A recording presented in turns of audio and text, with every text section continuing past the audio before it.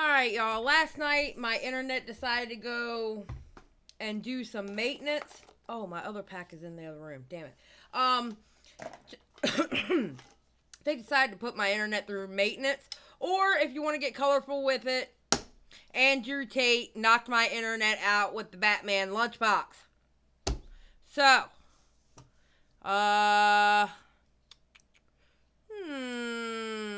let's get hype, ones in the chat. We're going to get through this damn video tonight.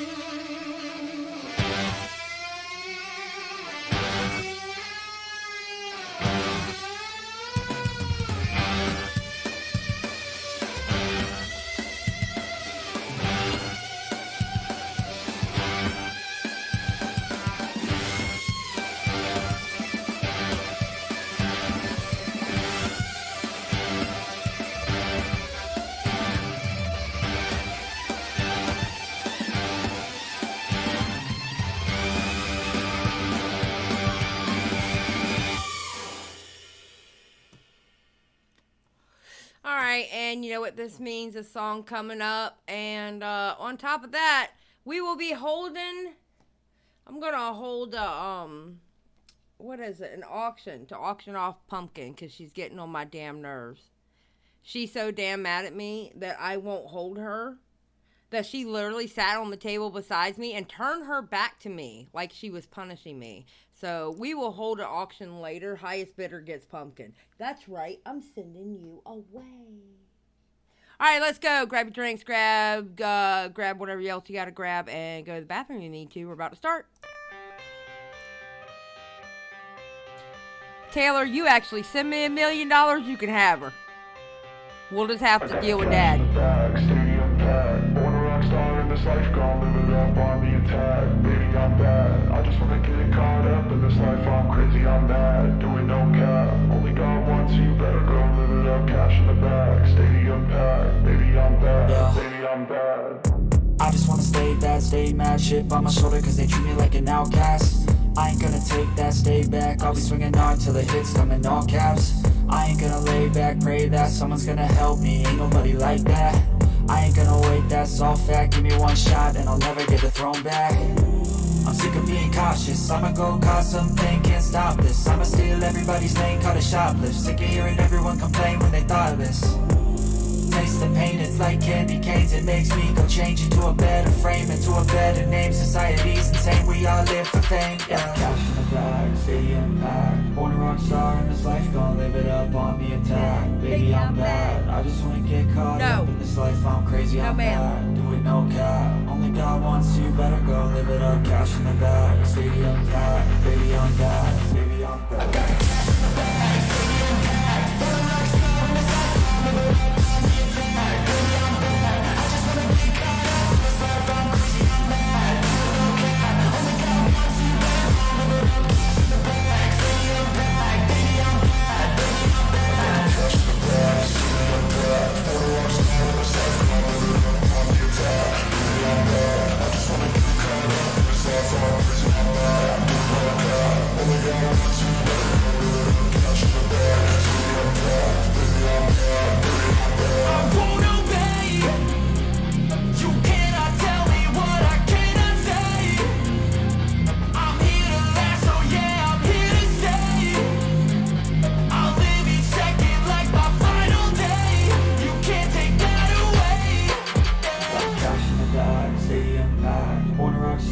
life, gon' live it up on the attack. Baby, I'm bad, I just wanna get caught up in this life. I'm crazy, I'm mad, do it no cap. Only got one, so you better go live it up. Cash in the bag, stadium packed. Baby, I'm bad, baby, I'm bad.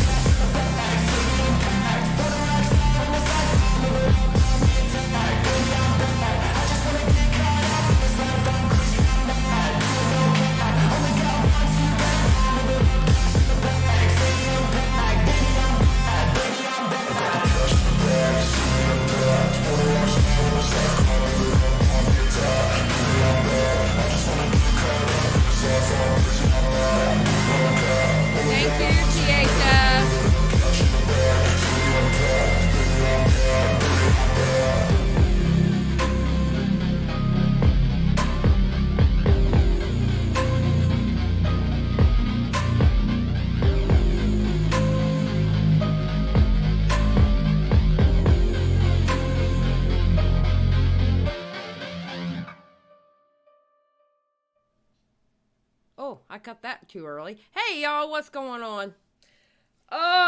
He's having a big stream right now, so we may not get as much folks tonight. They're actually having a really good stream. Tell you the truth, I was watching it. Or actually, I was playing my game and listening to it.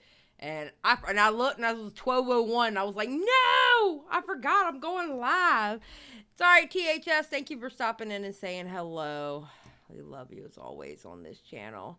How is everyone doing tonight? Is everybody doing okay? All right, so I want to give y'all an update on this particular thing. It's about the fireball that I'm doing. Hold on, I gotta find it. Okay. Okay, I'm not showing anything, right? Right, okay. So, do we see anybody particular on this fireball? That would be Ethan Ralph. We don't know if Nick Fuentes is really going to be there or not. There's like rumors that he's not and he is. I was debating on whether I was going to be on it or not, but I talked to, you know, some people with experience like on YouTube and stuff like that. And I decided I'm still going to do it. I got to message thoughts and opinions and let her know I'll still be her partner. But the one thing for my audience to know, okay? If anybody tries to cancel me for being in a thing like this, the fireball thing, with any of them, y'all are crazy. Just saying. So, just giving y'all a heads up.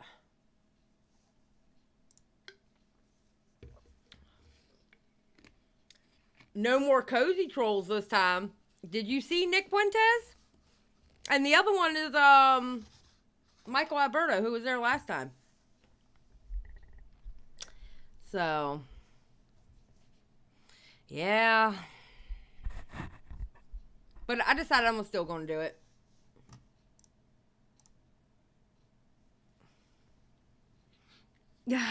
Oh, God. Yeah, I almost didn't do it. Just in case we'll get the backup channel ready. What? They can't take my... How are they going to take my channel down? I don't need a backup channel. Look, my core beliefs do not in line with them, and everybody knows that. So, it is what it is.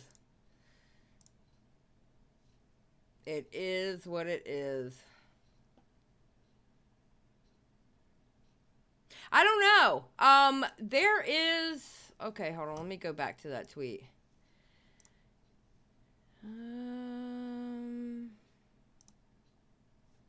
Okay, hold on. Trying to get back to that tweet. I don't know why Salvo is put in. There's a lot of hate and discontent from a bunch of people on there. You know, like Josh Pescator and Nicholas Diorio. Smaggle's gonna be on there. Sen's gonna be on there. There's a lot of hate and discontent between a lot of people on there that I don't have issues with. Like, I don't have a deep-rooted issue with anybody on here. So, I might be alright.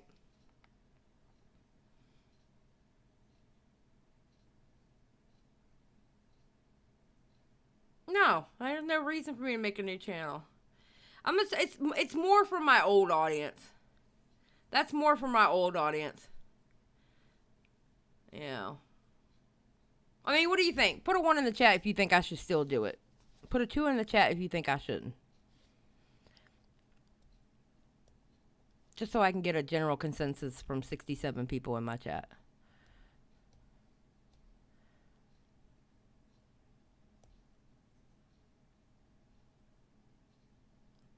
Okay, I just want everybody to know that you put a 1 in this chat. So when people start coming for me, you better back me up. Fat said 2.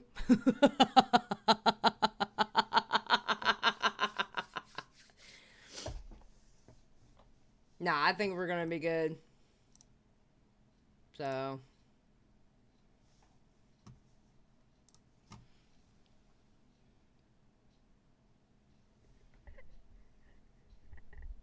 I'm just saying. Y'all better be there for me. Alright, let me pull up this damn video that we tried to watch last night. I'm tired as hell tonight. I gotta wake up early to put this pork butt in so I can make some pulled pork tomorrow. Oh God, Andrew Tate. Andrew Tate. Final message to the world. Alright, let's see.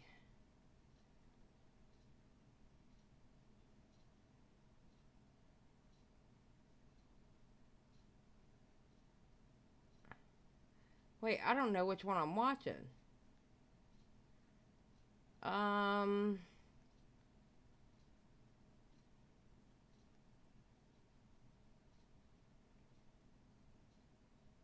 Yeah, we'll play this one.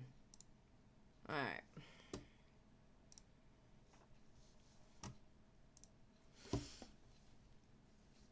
Yeah, I know. We started watching it last night, and then then Andrew Tate hit my internet with his Batman Lunchbox. But at least it was seen again, unlike that child. What's up, Davita? I'm waiting for Cab to come back in here, because I got to get Cab in the Discord for being a mod now, because I made Cab a mod.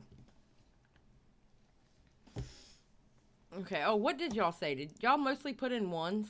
Okay, yeah, so we're doing it. So I'm going to message Thoughts and Opinions. Unless she pops up in here, I'm going to message her and tell her, okay, we're in it. Because I messaged her when I saw that. I was like, girl, I don't know. Because I kind of know my anger.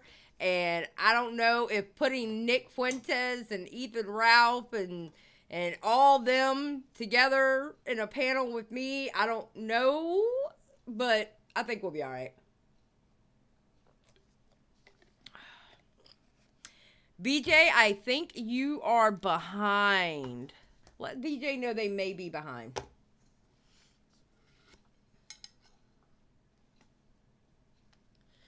The last message threatening to beat us up? Kim, what are you talking about? What are you talking about, Kim?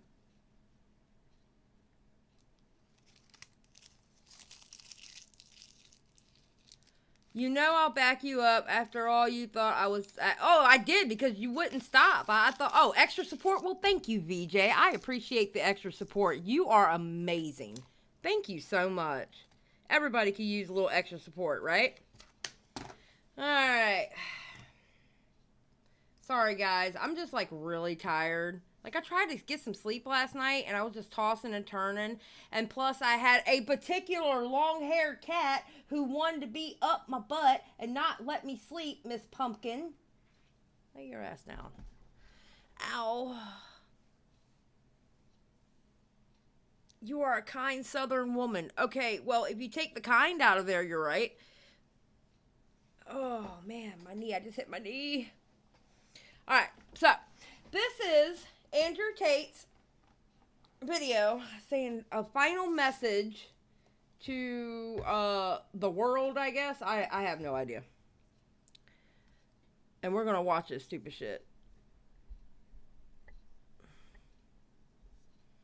She is not a perfect fluffy angel. All right, let's go. I was thinking for a long time how to start this video. Well, you could, okay, Now, being that we watched like the first 10 minutes of this already, but we're going to start over so I can have a complete video. You could have started getting rid of the music and that dumbass Lunchbox story, but I digress. Because it needs to be concise and compendious, but I also want it to be very, very comprehensive. And I guess the best place to start is at the beginning. There's been many different versions of my life story, which have been put on the internet as of late and from many years ago. But I'm going to give a very, very quick overview of my story. And I would like to say this, even though I think this man is absolutely disgusting, he is another case that all he has to do is not talk and just move. All right? He is looking good in this video. What's up, Repzilla? How are you doing?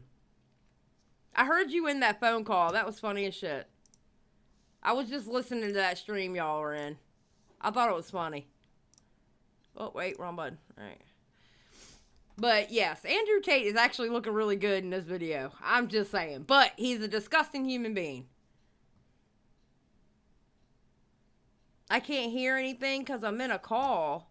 What do you mean? Oh, yeah, you're in the call. Oh. Someone type out Repzilla. Xylie says she knows you're on Augie's stream and she was listening. And it was funny. There you go.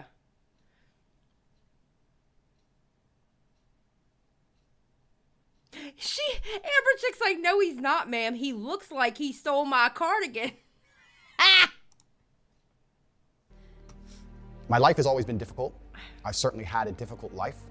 I preach to the people who follow me that as a man, trauma and difficulty is extremely important because it's the building blocks for mental fortitude and physical fortitude. Amber Chick, thank you for the $1.99. I'm divorcing you, ma'am. Middle finger. Well, you won't be the first divorce I went through. So I'm very, very happy that my life has been difficult because it's impossible to become a capable man or a man of my capability without struggling with facing serious adversities, without trying to overcome often insurmountable odds. I grew up in South Side of Chicago. I'm obviously a person of color. I was bullied in school to a degree, and my father always taught me to stick up for myself. I was never allowed to run and cry to authority. I was told that if someone wants to mess with you or come at you. And I said this last night, he was the cutest little kid, him and his brother both. It's just a damn shame that, you know, such a good looking man just has some shitty fucking values. I hate it. You can't always go tell the teacher. Sometimes you have to deal with it. I was actually picked on by these two kids when I was riding the school bus home. I think I was around 5 and they were around 7. They were a bit older than me. And they used to pick on me on the school bus. They'd sit behind me, throw things at me, hit me, etc. And I came home and I told my dad about it. I said, Dad, these 2 kids are picking on me every single time I get the school bus. I don't know what to do. And my dad said, I'm not going to call the teacher. Okay, so y'all are about to hear what he did to my internet last night. Just think of the kid that he talks about as my internet, because this is what he did to me last night. Because I went down right after this fucking story. Just letting y'all know. Because the teacher ain't on the bus. And I'm not going to call the school bus driver because they're busy driving. Son, if you want to deal with this, you're going to have to deal with it yourself. And I said, but Dad, they're bigger than me. What do you want me to do? There's 2 of them and they're bigger than me. I guess my internet was bigger than him. I guess. And at the time, I'd just come home from school and I was holding a lunchbox. And my dad pointed and said, you have a lunchbox, son? Teach. That fucking blue Batman lunchbox. Fuck that lunchbox. That bitch took my internet down. So weeks had passed. It was a few weeks. They kept picking on me, and I felt myself sitting there getting more insecure, and the rage was boiling inside of me. And one day, one of them slapped me in the side of the face from behind. I was sitting on the chair. He slapped me in the face from behind. And instantly, I don't know what it was, but this was the day I had enough, and I turned with my lunchbox and swung it over the back of the school bus chair and caught him and busted his eye clean open. Classic Batman lunchbox. The sound effects. Okay, here's the thing. There's other uploads of this. I'm wondering if the other uploads of this actually have those sound effects, or the person who uploaded this added the sound effects. Because if he added the sound effects, that was absolutely horrible on his part.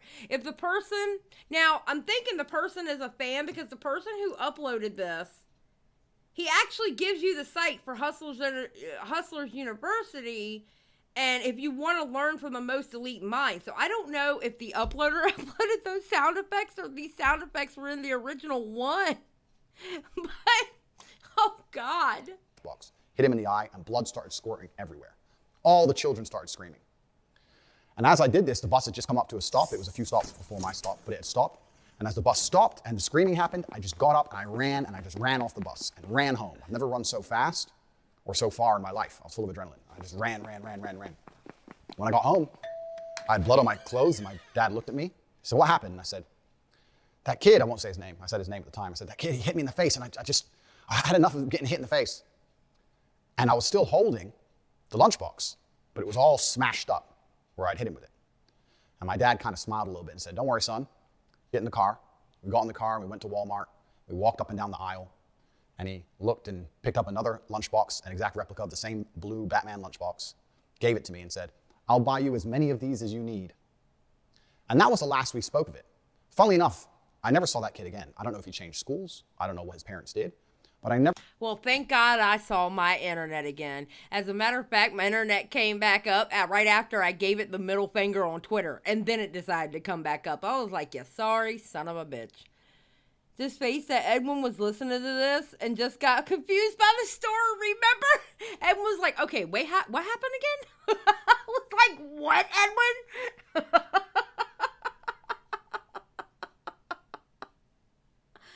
No, his manner of speech is literally a, bon appetit. His manner of speech literally is a cross between UK and United States. So. Never saw that child again. So even from a very, very young age, I was taught that going to authority and crying and hoping someone else is going to fix your problems is not the way a man should conduct himself. When I left Chicago, I moved to Luton, England, which was multiple times. So basically what he's saying is he got taught you don't snitch. And honestly, if that's where he grew up, you grow up knowing you don't snitch. You take care of your issues yourself. I get that. It was the worst town in England. It's a high crime rate. It's a very bad area. My mother and father broke up, so I was in a single mother household. Yes, it is a lot of words. And now I'm a person of color in a single mother household. I'm also the only American at the time in Luton. And I had, again, repeat problems in school. I was picked on for being the only American. I was picked on for not knowing things I should have known because I hadn't been through the English educational system. I'd been through the American educational system. And I had trouble in school again, but I stuck up for myself. Unfortunately, nothing got violent at any point. But when people made fun of me, I stood up and said, "Listen, don't make fun of me. I'm from a different place, and I talk differently." And I always understood that standing up for yourself, I never went to the teacher, I never cried to anybody else. I just stood up for myself. And over time, people learned respect for me and my boundaries, and they were very respectful of me. And I had a very positive experience from then on out in school by simply standing up for myself, because this is how I was taught to act. In high school, I ended up having a reputation of a guy that nobody really messed with. I certainly wasn't a bully, absolutely the opposite, but no one really picked on me. I actually had a friend in school who was gay. I had 5 main friends in school, and I was also friends with a gay guy. And what is the point in all this? I don't, oh my God. I don't understand the backstory. Maybe I'll understand it once we get into it further, but I don't understand the backstory. I really don't. He would make fun of me for being American, and I would make fun of him for being gay back then. But the world was a very, very different place. This is many, many years ago. And we had friendly banter back and forth, but we were very good friends, and I stuck up for him and prevented anyone else picking on him all of the time. And the banter between us, the locker room talk, which would be considered absolutely unacceptable today, at the time was very, very normal. And we had a great... Yeah, I think so too, RBF. He's trying to humanize himself. You know what that tells me? He knows he's been spewing bullshit. He knows that he's been spewing hateful shit. And that's why he's trying to humanize himself. Oh, hey, welcome. Time, we were good friends. And I heard from him, actually, after this ban. And he said, "You should mention the fact that the things they say about you completely aren't true." And this leads me on to the reason I believe these narratives have managed to gain such a foothold in popular consciousness. Due to the fact I've managed to develop an iron mind, because I'm probably the only individual on earth who can be vilified to this level without taking personal insult and without being emotionally affected, what I've done is I've allowed certain narratives to gain traction which I shouldn't have allowed to gain traction because they didn't personally bother me, because I know they are false. I live with a very, very pure heart. I'm a religious man. I go to church, and anyone who follows me...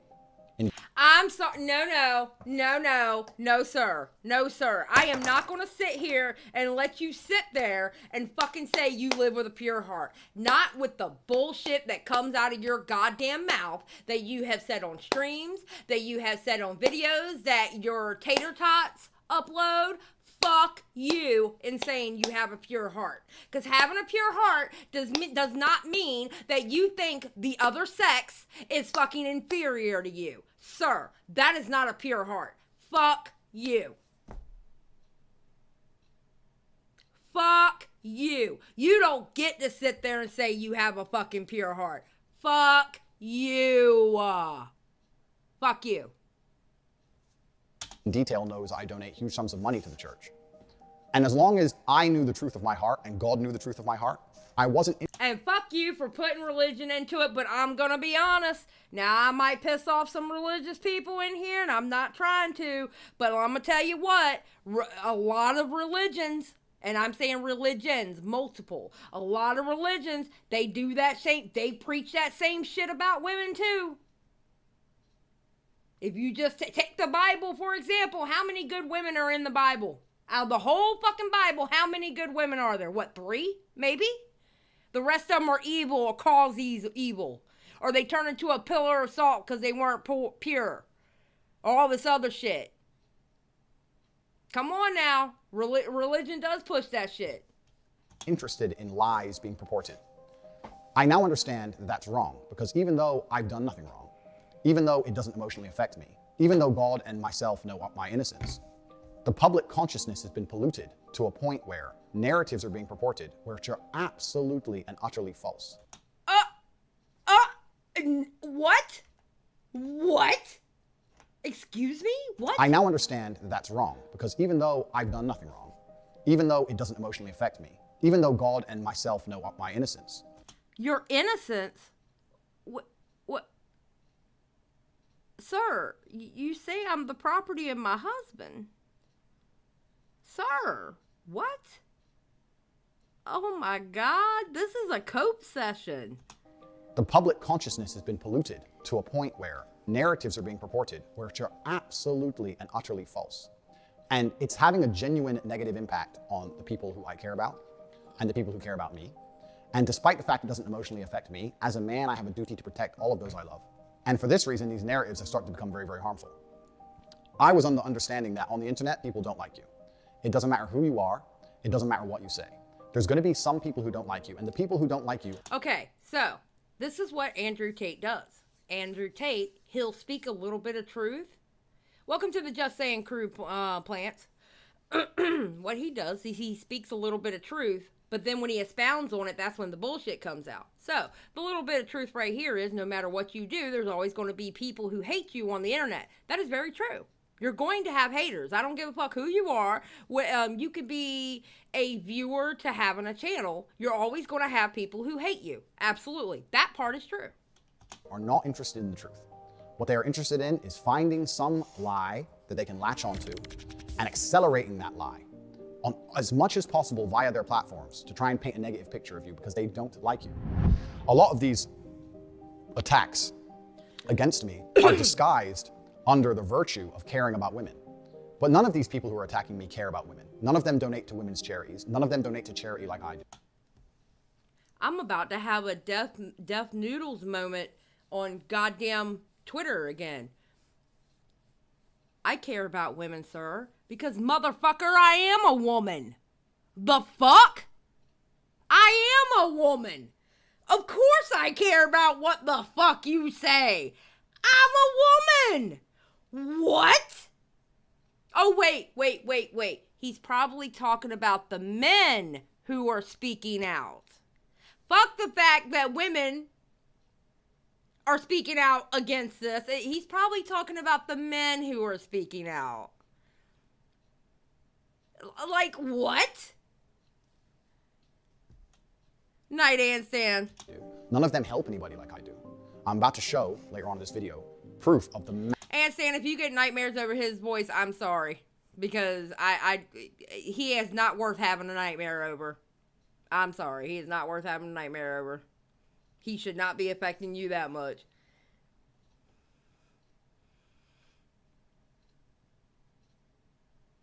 Yeah, women don't care about women? What? We don't care? Massive work I do for helping people. They don't help anybody. All they do is just attack me and use fake virtue, the fact they pretend to care, as a reason to attack somebody who they personally don't like. And it's very, very different to actually care about an issue or weaponize an issue and pretend to care to try and damage someone else's life. These are very, very different things. And this is the reason why I have not tried to dispel these myths as hard as I could have, because I understood that these people are always going to hate me and they're always going to lie about me, no matter what I say or do. But considering in light of the final ban, and considering I have the public consciousness, I think it's extremely important that for myself and for my family and for people I care about, that I tell the truth and I make the truth known. Stan, I wasn't talking to you. I was talking to Ann Stan in the chat. She's one of my longtime viewers. I wasn't talking to you, Stan Marshall, or Stan Marsh. The man cannot fathom that a man could actually lie, right? Or my God, I don't think he can fathom that a man can actually have respect for a woman. Oh my God. Like, can you imagine? This dude's a fucking loser. To the world, because that is the only intention in my video, is to sit and tell the truth. And the fact that I'm a very, very iron-minded individual who is not negatively affected by these smear campaigns is not reason enough for me not to sit, take time, and dispel all the negative things which are said about me. I am fully aware that not everybody is going to agree with what I say. I don't think there's a person on the planet you can find who has a 100% approval rate. There's always going to be somebody who disagrees with what you say. If I said the earth was round, there would be a contingent of individuals on the planet who disagree with me. Again, speaking a little bit of a truth. Speaking a little bit of a truth to do his little narrative.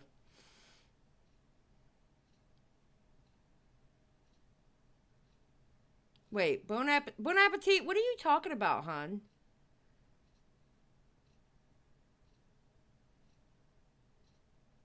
Yeah, I think Bon Appetit is behind.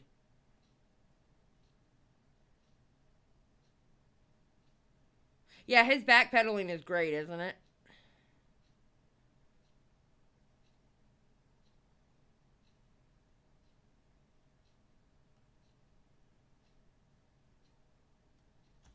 I have no problem with people disagreeing with me. I have no problem with being seen as controversial for some of the things I've said. However, I do have two significant problems I would like to address. The first is I do not like absolute and utter lies being told about me. I do not like having long-form video of me cut up, elements taken out of context, the tonality of the joke removed, and purporting an image of me that is not true. That's something I do not like. I do not like false accusations of criminal activity. That's another thing that I really do not like. I am totally aware that not everybody is going to like me. I have no problems with that. I think anyone who decides to get big on the internet needs to be very, very prepared for a contingent of people to not be happy with what they say. I could make a YouTube channel. Again, there's another truth. Dedicated to the fact that I believe the world is round, and there would be a large or semi-large proportion of people who would disagree with me. I don't think there's a single creator. Is he repeating himself? What is he doing? Why is he repeating himself?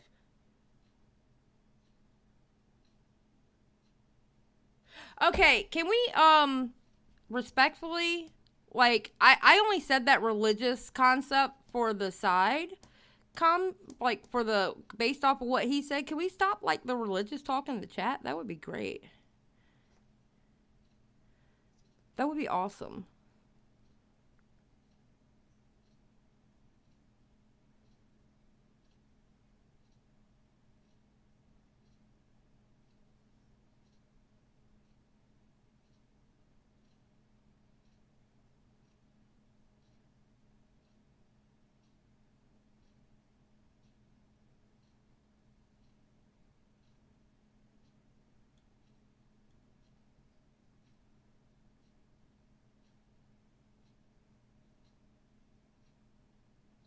I think he messed up in the editing. I think he did too, to be honest, Enric, because he really is repeating himself.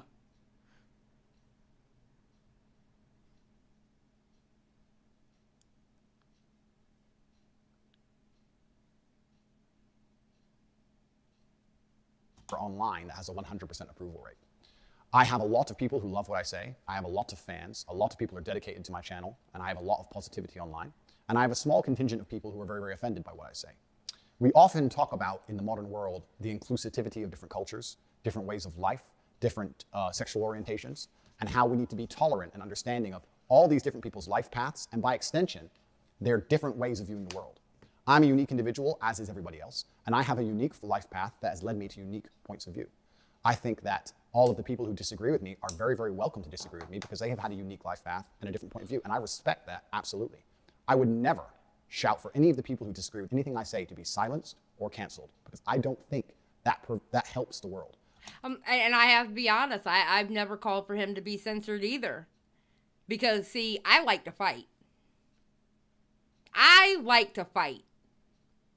Nah, let him keep having his platform and I'll keep calling him out on his bullshit. I like to fight. I'd rather look somebody in the eye and fight with them than to have them censored. But you know what? I'm not gonna lend a voice to getting his shit back because I don't give a fuck. Fuck him. No, I'm not. I'm not covering Gabby Hanna at all. I think that discourse is always going to be the way that we lead ourselves to the truth. And if anybody has anything contrary to say about any of my points of view, I welcome it. I like to hear it. And as long as it's in a respectful and adult manner, I often platform it on my platforms as much as possible so I can... Okay, I can be respectful. I have a tendency to use a lot of cuss words, but I can be respectful about it. I could be. Sit and discuss. And I can learn things. Because if I have a point of view and someone challenges it in a very adult, correct, logical way, very often I've changed my point of view. And this has been really, really good for me as a person to grow and for the audience to grow. And I know I've changed many other people's minds when they've come to debate with me. And this is the beauty of being human. So I have no problem with being disliked. I do have a problem with a few things. I have a problem with long format things I've said being taken out of context, taking a small clip from a 2-hour piece of video, then with careful editing, removing of tonality, and changing my intention behind the words, painting me to be a criminal or a bad person when I'm not. I do have a problem with false criminal accusations when I do not have a criminal record, and I have never had a criminal record in any country on the planet. I do have a problem with this. And also I have a problem with the fact that social media has changed so much in modern times. A lot of the things I said that are being used against me were said 5 or 6 years ago in long format video. And as of late, with TikTok, with YouTube Shorts, with Instagram Reels, it's very, very easy to take 2 hours of video, snip out 10 seconds, edit it up quickly on a phone app, and then blow it up to millions and millions of views. Sir, you got to give specific ones, as in show specific ones, because I'm sorry, a woman can have OnlyFans, but I have to get a portion of that because that's my property. That's mine. I have to get a portion of that. Yeah, I don't know how that's clipped out of context because those words came out of your fucking mouth. It also came out of your fucking mouth that you moved to Romania because it's more likely for you to get a rape charge overturned. Sir, how is that clipped out of context when those are the words that came out of your fucking mouth? It's not like there's nothing good that you could say before that or after that that changes the fact that you said those words. Unless you said, oh, I'm just joking. I don't really believe that. Unless you said, I don't really believe that, then how is it clipped out of context?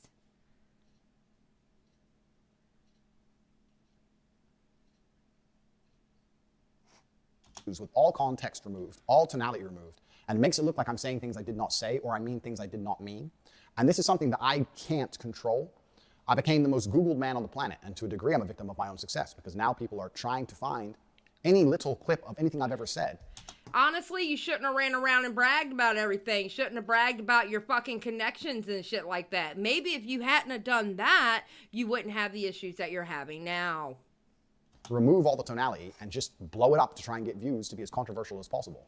I understand why they're doing that. They're doing that because they want the views for themselves. But they're not taking into consideration how that affects me and my personal image as a whole.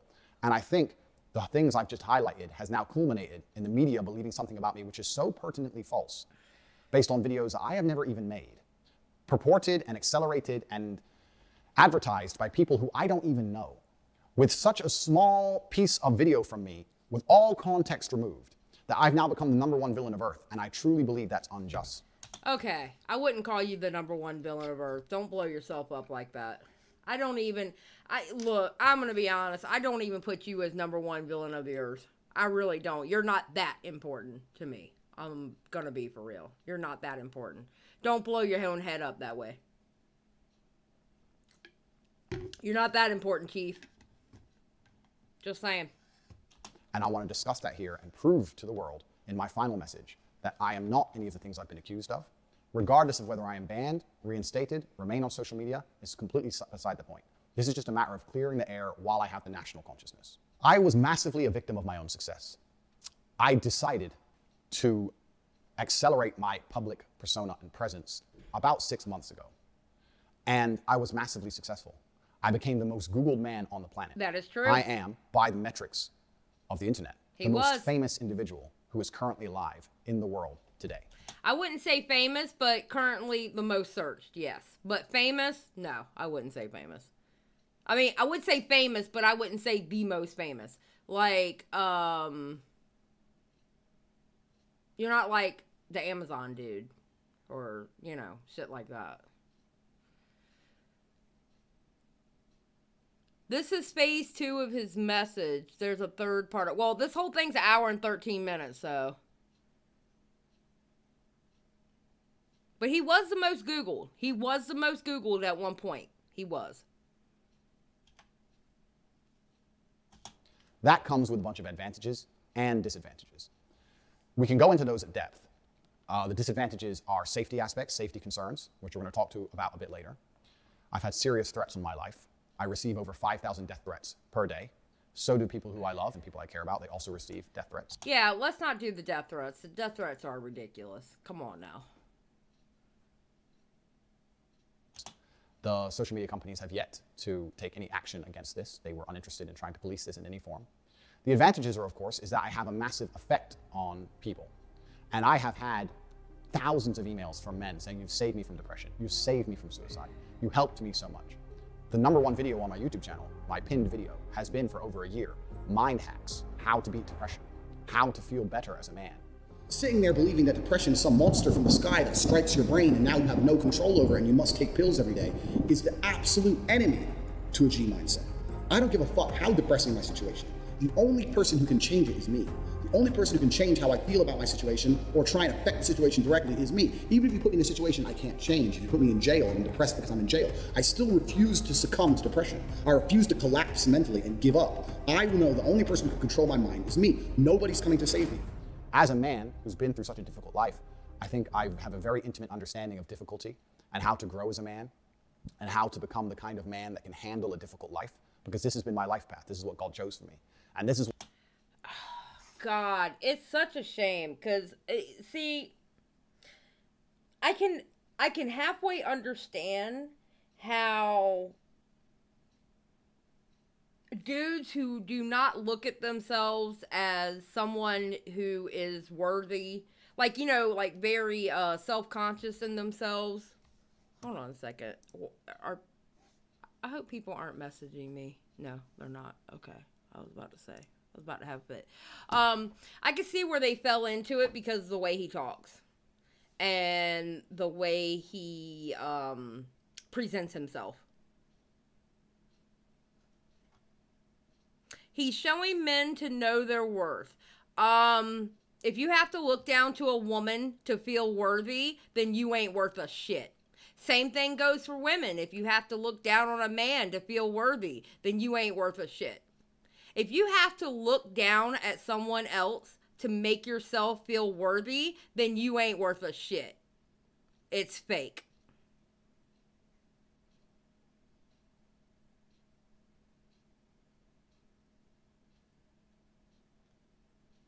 Period. Point blank. Period.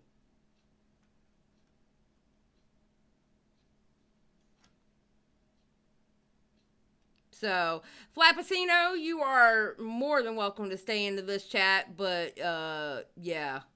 It's not going to be very welcomed here, but, I mean, you're welcome to stay.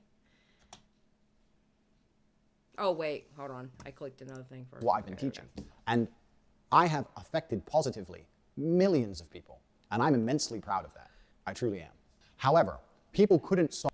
He's not looking down on women. He's showing men women shouldn't be placed on a pedestal for existing, and neither should men. Trent. But welcome. Welcome. Stop talking about me. And when people were talking about me, they weren't doing it out of love for me. They weren't doing it because they cared about me. The main reason people were talking about me so extensively is because they cared about their own channels, their own views. They wanted their own clicks. And they understood that if they can make a YouTube video purporting a lie about me or saying bad things about me, it's more likely to get clicked. It's more. You know, wait a minute. Hold on, Trent. You know what?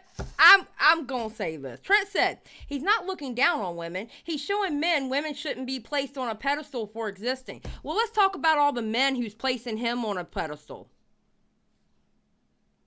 No, I don't agree at all, because I think it's absolutely ridiculous how people have put him on a fucking pedestal. Put him on a pedestal for what? I mean, for what? What is he put on a pedestal for? Don't put women on a pedestal, but put me on a pedestal and pay me $50 a month. The fuck?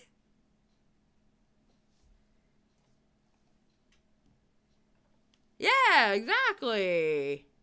We love tater tots, though. Tater tots are welcome in the chat. I love them. More likely to get watched. It's more likely to get shared. Expose. Andrew Tate is this. Expose. No, I am talking about him putting down women. So.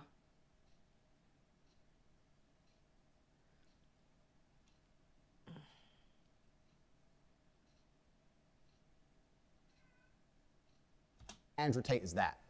And what's happened is people, through their own selfish desires of trying to piggyback off the back of my massive fame and becoming the most famous man on the planet, have decided that making a bunch of negative videos is a fantastic way for them to personally gain clout and personally gain views and clicks, which is what the internet is about. And we ended up in a situation where videos of me from long ago are being taken out of context purposefully to try and purport a narrative which is not true, because people understand that's a very easy way for them to gain some clout and leech off of my success. That's all fine. Like I said, I have no problem with people disagreeing with me, being disliked, etc.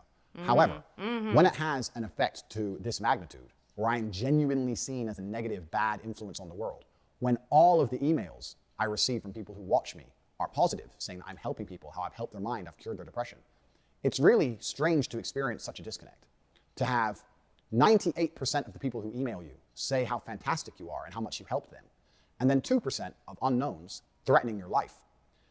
Yeah, agree. I don't agree with the whole threatening of somebody's life. I don't agree with that. Now, anybody out there threatening his life and stuff like that, that's ridiculous. That's taking shit too far. I don't agree with that. I don't agree with that at all. 100%. I do not agree with it.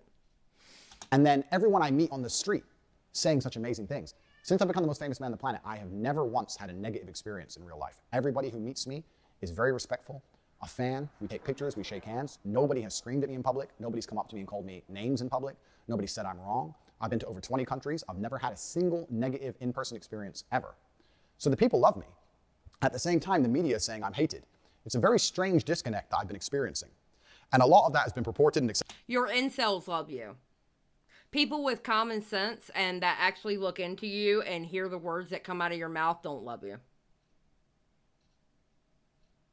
Those are the people who don't love you.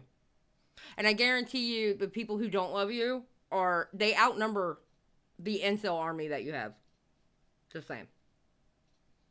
Sorry. I mean, fact is a fact.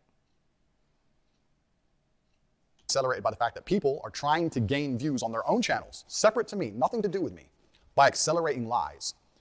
It's also an interesting case study into internet mass hysteria, right? If 50 videos come out saying Tate's a bad guy, it takes a lot of bravery for someone to come out and say Tate's not a bad guy. Despite the evidence, I can show evidence to the contrary of these negative narratives for the end of time. But if somebody can see, if a YouTube creator or a content creator can see, if you make a negative video about Tate, you get a bunch of clicks. I have only commented on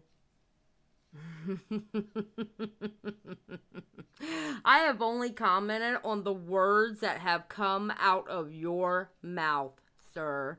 And the words that came out of your mouth were so... It's old school misogyny. That's all it is. It's old school misogyny.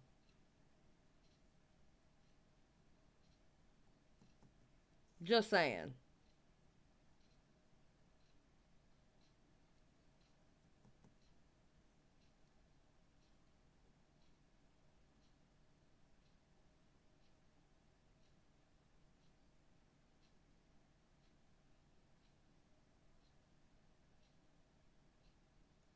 He has little man syndrome. You're giving him what he wants.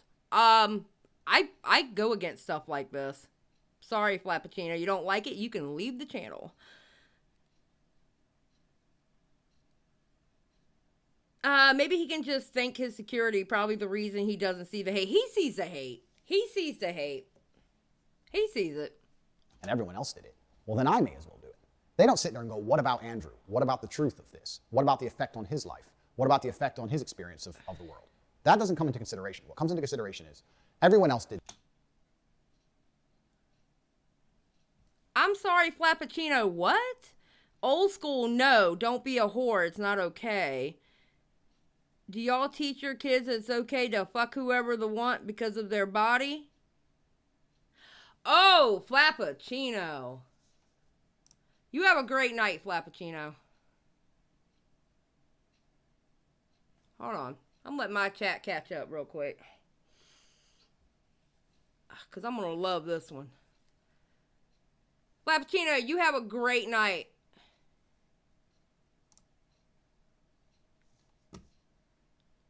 And yes, it's 2022. If a grown-ass woman wants to go and fuck 20 men in a week, she absolutely can because it's her fucking body. Period. Point blank. Period. Just because she's a woman, she can go around having sex with whoever the fuck she wants. Just like a man can. Bye! Did this and got a bunch of views. I want a bunch of views. And even though what they're saying is false, even though some of them know it's false, some of them may not, but the ones who are well-researched know it's a lie. It's very, very tempting for them to sit there and do it anyway because there's no repercussion. There's no downside to them. All that's going to happen is they're going to get a bunch of clicks, a bunch of views, a bunch of comments, a lot of people defending me because they know it's not true, a lot of people agreeing with them who are less researched. Salvo Pancakes agree. Oh, you know what? I meant to do this too. That way I know when you're saying something. I got to start, Salvo, be good while you're a moderator in my chat, please. But I know you're a good moderator. Yeah, Salvo Pancakes agrees. Listen, if you're a grown-ass, it is 2022. If she wants to have 20 sexual partners, she can. If a man can do it, a woman can do it too. It is 2022, not 1902, okay? Them fucking days are over. Period. Point blank. Period. Just saying. They're going to completely benefit. And the only person who's going to suffer is me. And because I have an iron mind and I wasn't emotionally affected by this, and I understood the nature of the internet, I didn't try to combat it too hard. I didn't know exactly what I should do. Because I had already told the truth on repeat many, many, many times, but nobody would acknowledge it. They would just ignore it because it got more clicks to purport the lies. So I thought, that's the nature of the internet. I've never been this famous before. I guess that's just how it goes. Unfortunately, now public consciousness via the media has genuinely bought into a construct where people believe I'm somehow dangerous when all I have done is save people from depression. Okay, I personally, and I said this last night in my 8 o'clock show, I personally don't see him as dangerous because his misogyny is not new. The misogyny that he puts out is not new. It's the same goddamn misogyny I have had to deal with my whole fucking life. This shit is not new. It's just that he gained popularity and he runs an MLM for fucking incels. That's it. His misogyny is not new. This is not a new concept. You know what I'm saying? It's not a new concept. Shit. We talk about men's mental health. Patty Pimblett just fought and talk about if you have trouble with men's mental health, come forward. As I said, women talk to each other. There's no stigma on women. They sit around and have a cup of tea and have a jangle. True that. Men don't, lad. Men feel like, oh, I can't go and say that to him because he'll think I'm a little more. And that is true. There needs to be, he is right about that. There needs to be less of a stigma on men's mental health. But again, what he does is he sticks in a truth and then he inserts bullshit on top of that truth. That's where Andrew Tate is a snake oil salesman. He puts in a little bit of truth, but then he adds a bunch of bullshit around it. The truth is the actual cake. The bullshit he puts around it and decorates the cake is the icing with pretty flowers and a pretty border and pretty colors. That's all the bullshit. The truth is actually in the cake. The bullshit that he spews, the misogyny that he spews, it makes the cake look pretty. It's disgusting. Mushroom. You know what I mean? That's what men think. But as I said in the cage, Socially, I 100% agree with you. He preys on men's mental health. I agree with you, socially. I really do. I 100% agree with you. He does prey on that. Because, listen, let's be honest. There has been a stigma on men's mental health, okay? For years and years and years, men don't talk about their problems. Men don't cry. Men don't have feelings. Men have to suck it up, which is bullshit. That is absolute bullshit for people to think that way. And I agree. I think he preys on it. much rather my friend come to me and speak to me and cry on my shoulder than me have to cry when I'm carrying his coffin a week later. I just wanted to show the world that if mental health could bring somebody as big as me and as strong as me and, you know, the stereotype heavyweight champion of the world to my knees, then it could bring anybody to the knees. Yes, and that is absolutely true, but it's just sad that these have to be inserted in this fucking video with this asshole. Tyson Fury talk about it. I talk about it. Everyone tries to talk about it. And everyone says, men, you should talk more. Talk to us. I try and encourage men to be strong. I say, listen, if you're depressed, you need to get in the gym. A strong body is a strong mind. I sit there, and by using my lifestyle, which is an aspirational lifestyle that most men would love to have, purely because of the finance, the cars, the freedom, etc., I encourage people to work hard and try their best to become the best version of themselves. And men are encouraged to talk and open up. But when I talk and open up and get massive influence and start helping people, they're going to silence me. I've been nothing but a net positive for the world. That's truly how I view myself. And that's... Okay, that's truly how I view myself. Yes, you view yourself. You are not a net positive in the world, sir. I'm sorry. If we had to live by your standards and the old standards of misogyny where the men can go around and fuck whoever they want, but the woman can't do that. She loses her worth because of how many sex partners she's had. Fuck off. Fuck off. No. You have literally done nothing for the world. Except for prey on men and their mental health and spew fucking hateful shit towards women. Sorry. You have not given anything to the world. If anything, unfortunately, you've gotten $50 a month from thousands and thousands of people. You've gained. They haven't.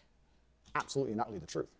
However, I am very understanding of a changing social media landscape, and I'm also very, very understanding of my fame changing. And by extension, I have some responsibility. Despondent, real feminists do not hate men. Not this, listen, the feminist movement, like, I call myself a feminist, but not this feminism that is like everybody says that they hate men. No, I am a feminist in the purest of forms, okay? In the sense of I should have equal rights to men. I mean, mine is simple. It's equal rights to men. I was a mechanic, for God's sakes. I didn't start becoming a mechanic at 18 because I was told I was a girl and I shouldn't do it. I decided to do that shit at 36. Salvo pancake, stop!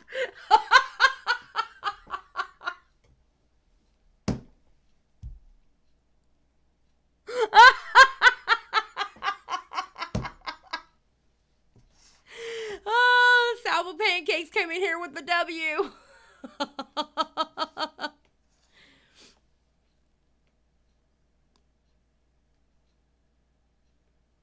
Yeah. No, yeah, Moody. Yeah, there's, like, so many terms have changed their meaning. It's absolutely ridiculous. Now, if you say you're a feminist, they automatically think you hate men. No, I love men. I love men. I advocate for men's health. I advocate for them to get rid of the stigma of going to talk to somebody about their issues and getting help for their issues. I don't sit here and go, fuck men, all men should die. Hell no. There's no, look, I'm going to tell you right now. I would be the last bitch who would want all men to die. You think I want to be stuck in this world with just women? Hell no. Not me.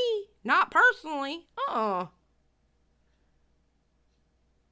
barely get along with Amber Chick. Just saying.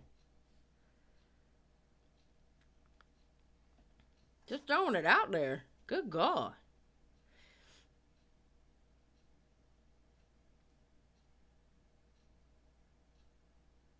I need someone to open my pickles. Okay, Amber Chick, I'm done. That's it. That's it.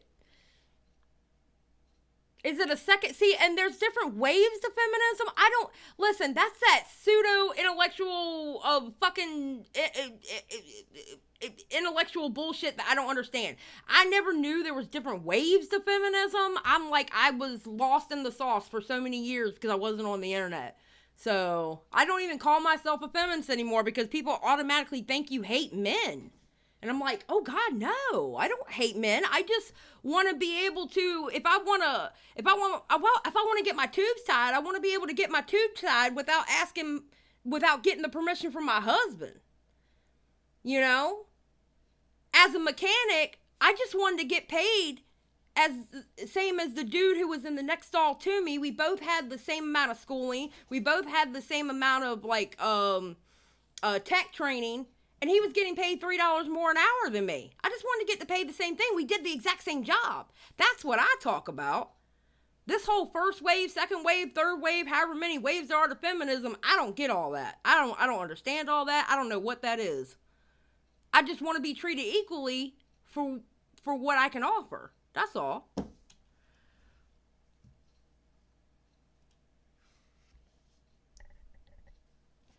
Wait, you want to talk about feminists while trashing Andrew Tate and sort of trashing irresponsible assholes. Ray, you have a great night. Amber Chick, go ahead. Andrew Tate's a piece of shit. And I stand by that statement. Although, I said that he shouldn't have been, I don't think he should have been kicked off the platforms. I really don't. I don't think he should have been kicked off platforms because you're making him a fucking martyr. I'd rather him still have his platforms that I can fight back. Honestly. I'd rather him have his platform so I can fight back. But you know what? I'm not going to lend my voice to helping him get his platforms back. Fuck him. He wouldn't do it for me. I am a man who believes that he is responsible for everything. I think as a man, you should take complete responsibility for your entire reality. It doesn't matter if I'm struck by lightning. That is my fault. That's who I am as an individual, and it's been one of my keys to success, to never blame luck, never blame anybody else, to only blame myself. So despite everything I've just said, I still blame myself. And because my rise has been so meteoric, I mean, honestly, if you think about it, you should, because those were the words that came out your fucking mouth. Because I've become so famous so quickly, and because I've been producing content for so long, even though I take absolute responsibility, I'm in a difficult scenario where videos that were made 5 or 6 years ago in long form are now being cut into 5 seconds, accelerated and purported now in line with my new line fame. I can't stop that happening. But I also understand I have a degree of responsibility, right? Because I'm the most influential person on the planet. So my responsibility is to make sure that any kind of negative connotations in my messaging are removed. I want to stick to my message. Oh, is that why you deleted that video talking about the reason why you moved to Romania? Is that why you deleted that video? Because you deleted that video before that YouTube channel went down. Which I think he actually took down himself. I don't know if YouTube actually took it down. I don't know 100%. I don't know. But he did remove that video. He removed that that podcast episode or something like that he said that. It's funny how he did that, huh? Yeah, if you get struck by lightning, it's your fault. Yep. I don't want to backtrack. I still want to champion men's issues. I still want to champion physical and mental strength. I still want to champion the protection of women. What? Oh my God. Oh my, did he really say that? Messaging are removed. I want to stick to my message. I don't want to backtrack. I still want to champion men's issues. I still want to champion physical and mental strength. Okay, those two, I don't have a problem with anybody doing that because men do have their own issues and they should be advocated for 100%. Absolutely. 100%. Most of my friends are dudes. I want them in mental and physical health, like, to the supreme. I want them to be good. But this last part... I still want to champion the protection of women. How are you championing the protection of women when you don't even look at them like a first-class citizen? You look at them like a second-class citizen. How are you championing a woman, the protection of women, if you're not looking at them like a first-class citizen?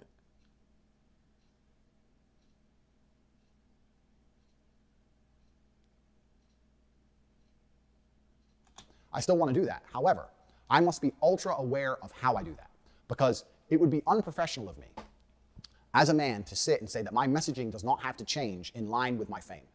The way you can say things in a video that gets 500 views is very different than the way you can say things in a video that gets 500 million views or 50 million views. You have to change your messaging. The more people you reach, the more important it is that people do not take your things out of context, right? If 0.1% of people misunderstand... Bonnie, okay, summary. First wave feminism, 19th century, gaining the right to vote. Second wave, sexuality and wage gap careers. Third wave, blames patriarchy, hates men.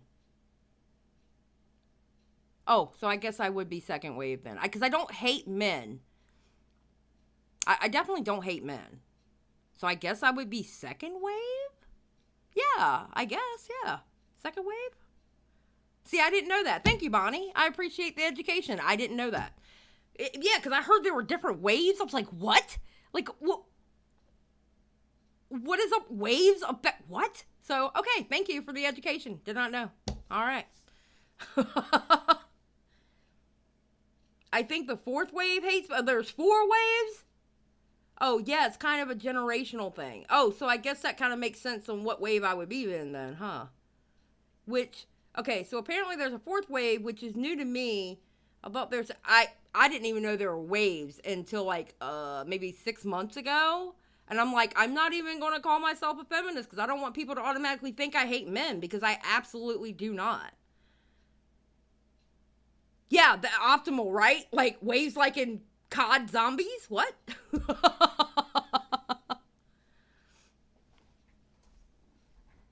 So, yeah. Thank you. I appreciate that, Bonnie. Thank you for giving me that overview, because I was like, what? And you on a 500-person video, that will not have a large effect on the world. But if 0.1% of people misunderstand you on a video that has 50 million views, now you start to affect the world in a negative way. So I have to be very, very, very careful in line with my newfound fame. And it's difficult, because in the world I'm in, if I sit down and do a 3-hour podcast, it's my job to be entertaining. Sir, you just came up with this now, when just a short couple months ago, or maybe a month ago, the shit you were saying on Aiden Ross's Twitch streams, are you fucking serious? Like, for real? Or the shit that you were saying on that date with that woman? I covered that one. Like, the shit you were saying to her, like, for real? You're just now... What? Oh, okay, Bonnie, makes sense. Fourth wave feminism is a feminist movement that began around 2012 and is characterized by a focus on empowerment of women, the use of internet tools, and intersectionality. Okay, look, I'm gonna be really easy with mine, alright? I fuck the waves. I just want everybody to win. Men and women, I want everybody to win. I don't give a fuck. I don't give a fuck about anything else. I just want everybody to win. I want everybody to be mentally stable and get the help that they need. If they need help, I just want everybody to win. That's how I am. And if you're a bad actor, you're a bad faith person, or just a bad person, you can fuck off. That's just me. So I don't know what you call that. Honestly, I don't know what you call that. I want good people to get the help they need and win. I want bad people to fuck off and allow me to tell them to fuck off. Basically.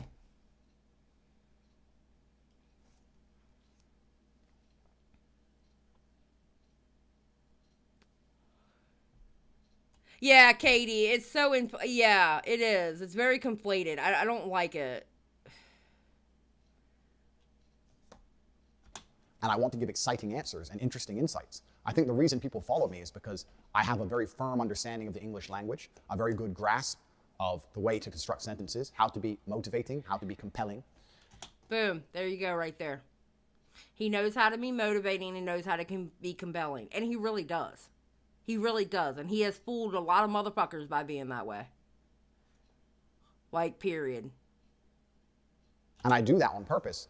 But it's also very difficult for me, regardless of my intellect, to now sit at a podcast, be interesting, be exciting, give a compendious and concise answer, at the same time, be wary that in my 1 minute answer, at any point, 6 seconds worth of it can be taken, snipped, used against me, and weaponized. I don't know if my mind can handle all those tasks at once. It's not very often I'm stumped, but that is becoming extremely difficult. Optimal. After hearing that, I'm going to buy into the Hustlers University. Oh, Lord, Optimal. Please don't. Please don't. No, Abby, I'm not going to say that. I don't agree with you on that one. He is very dramatic, but that's how he gets people in. You know who was very dramatic too and very charismatic? Jim Jones. And I'm not talking about the rapper. Jim Jones was very charismatic. Very charismatic. And very dramatic. Yeah, let me give a multi-millionaire another $50 a month. Exactly. And I'm sitting here thinking I've been offered massive podcast requests by the biggest podcasts in the world. And I'm thinking, how can I answer questions? How can I be... Fun fact, Joker, he used to date Jordan Peterson's daughter. And no, he don't need no damn Jordan Peterson either. I can't stand that fool either. I don't like Jordan Peterson. Ugh. Responsible adult, because that's what I am. How can I be a professional? Take responsibility for my level of fame to make sure that nothing can be taken out of context, but still tell my truth and still answer the questions, but construct my sentences in a way where they can't be misrepresented at all. And it's... Oh, you weren't misrepresented. You weren't misrepresented at all when you talked about women, I promise you. You weren't misrepresented, sir. We knew exactly what you were saying when you were talking about women the way you were talking about women. I'm just saying. It's hard because I think any content creator who was suffering from what I've suffered from, if any content creator got as large as I was, and there was as many people cutting up their videos as they were mine, and those people had a negative agenda, we could make Mickey Mouse look evil. You could make anyone look bad. I'm not saying I haven't given them ammo. Of course, there's been the odd clip that made it easy for them. I'm saying if their intentions were to be as provocative and negative as possible, it can be done to anybody. And that's why now I need to take a break from all the podcasts I've been invited on, especially since I've been banned. I've been invited on the largest platforms in the world. I've had 100,000 emails of support. All the media channels want to talk to me. And I'm sitting here thinking, I need to make sure I'm not misunderstood. And I have to really be careful about how I do that while not backing down on my messaging, while still championing the things I champion, still believing in myself, but making sure I'm not misunderstood. And although I think on the internet I am one of the most respected oratists that exist, I now need to once again improve myself and improve my skills and prevent anybody being able to take me out of context. I might have to form a new way for sentences to be constructed. But if that's what it takes, that's what I intend to do. Because with great influence comes absolutely and utterly great responsibility. And I do understand that. And I will blame myself for the fact that people have managed to do this to me. He makes me want to literally throw my head into a wall. Just completely through it. I may possibly get a concussion, but it's probably better than this bullshit. He's literally about to be on Fox News with Chris. You mean not Chris Tucker, Edwin? You mean Tucker Carlson? Edwin said Chris Tucker. You meant Tucker Carlson, Edwin. But yes, he is. He's about to be on Fox News with Tucker Carlson. I was like, Chris Tucker?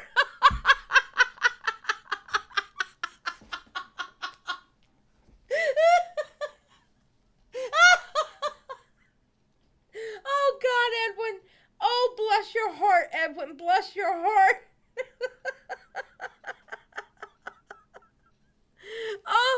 Oh, dear God. Thank God. Oh, God, we had a comedic moment through here. Thank you, Jesus. Late night with Chris Tucker on Fox News. Wouldn't that be some shit, though? If you think about it, it'd be like, yo, Chris Tucker, why are you on Fox News? You're all good, dude. You're all good. Oh, that was funny. I needed that laugh. That was amazing. Thank you. Thank you. Thank you. Dion's like, I wish it was Chris Tucker. Oh, God. Oh, yes. We needed that laugh break. 100% we needed that laugh. Thank you. Regardless of the fact that I did not want it to happen. So let me give a quick example of this. Before I continue, I want to say that I often speak to the absolute beauty of women. I have a very healthy relationship with my mother. I have women around me who truly and utterly love me. I have very healthy relationships with females. I have no criminal charges for crimes against females. No, he doesn't have any criminal charges. No. He's under investigation for trafficking, but that's just investigation. He is not convicted. Now, what did I say yesterday? I said, if you're going to fight somebody like Andrew Tate, you have to fight with facts. And I have literally seen people on Twitter talking about, yeah, well, he's a human trafficker. No. He has not been convicted. He is only being investigated. Again, Mutahar, and I forgot to link it, Mutahar's video, Some Ordinary Gamer's video on that, so good. So good.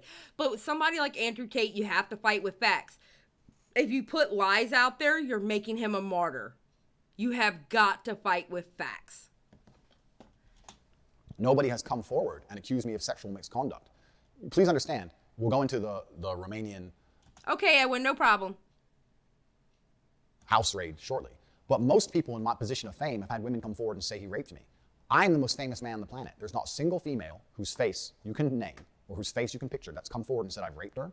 Not a single female has come forward saying I've hurt her. Not one.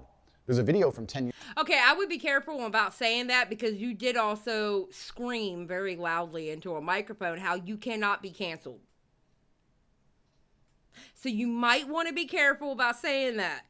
I'm just saying. Because apparently karma has a great way of getting your ass if you haven't noticed. You might want to be careful about saying something like that. Just saying. Years ago that showed me in a sexual act with one of my ex-girlfriends. Oh, despondent. Despondent, I am not reading that comment, but I got you. Despondent. Oh my God. I'm not reading it though. We're going to keep going. I didn't say the word listen. Did I say listen? Hello everyone, I just wanted to say something about the video that's been Okay, we're going to listen to her and then I'm going to tell y'all what I think about that. released recently about What's me up, Mike and to my Mike? friend Andrew Tate. Andrew is my still great friend. What you guys saw on the video, it's just what we used to do. It was just pure game. He's a great guy. He would never hurt anyone unless he's fighting. Okay, so that first video where he's hitting her with the belt and all that, and then she came out. Listen, this is the way I look at it. As because she said what she said, I can only take her word from it. All right? I have to look at that as that was some kind of sexual role play. All right? I'm not going to sit there and say he abused her when she said it was like a consent, non-consent type of situation. That is someone else's sexual business. If that's what it was, then that's what it was. I understand there is another video out there. I haven't seen that yet. I have heard it because Mutahar plays it in his video, but you don't see it, but you hear it. And believe me, hearing it is bad enough. And there is no video following that one. But with this one, I do believe it's sexual role play unless she comes out and said, hey, I had to sign an NDA, or hey, I was too scared to speak out, like speak the truth or anything. Until then, I have to take her for her word and say it was sexual role play. No, I don't need it sent to me. I have it. I just haven't watched it yet. But thank you, Dion. I bet you do have it. Dion, you know where everything is. Yeah, so I have to go with what she says and say it was sexual role play. Yeah, I know. The second lady, that's what I just said. The second lady hasn't answered for the video. Yeah, that's true. The second lady hasn't. But the first one, like this lady right here with the first video has. So I have to go with what she's saying. Yeah, no, they do, Faye. You're 100%. You're right. They absolutely do. Yes. Yes, that's the girl, that first video back here.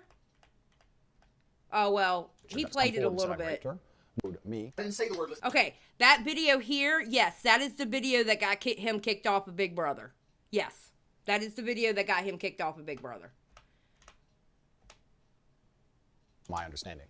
She has come forward and said that it was all just a game. Yes, and still it that did. video is being used and sent around the internet saying. And when I found out there was another video, yes, I will say that it was sexual role play because that is what she said, and I'm going to take her word for it until she changes the story and has a reason for changing the story. Unless, in case she changes the story and gives a reason why she changes the story. Until then, I'm going to believe her.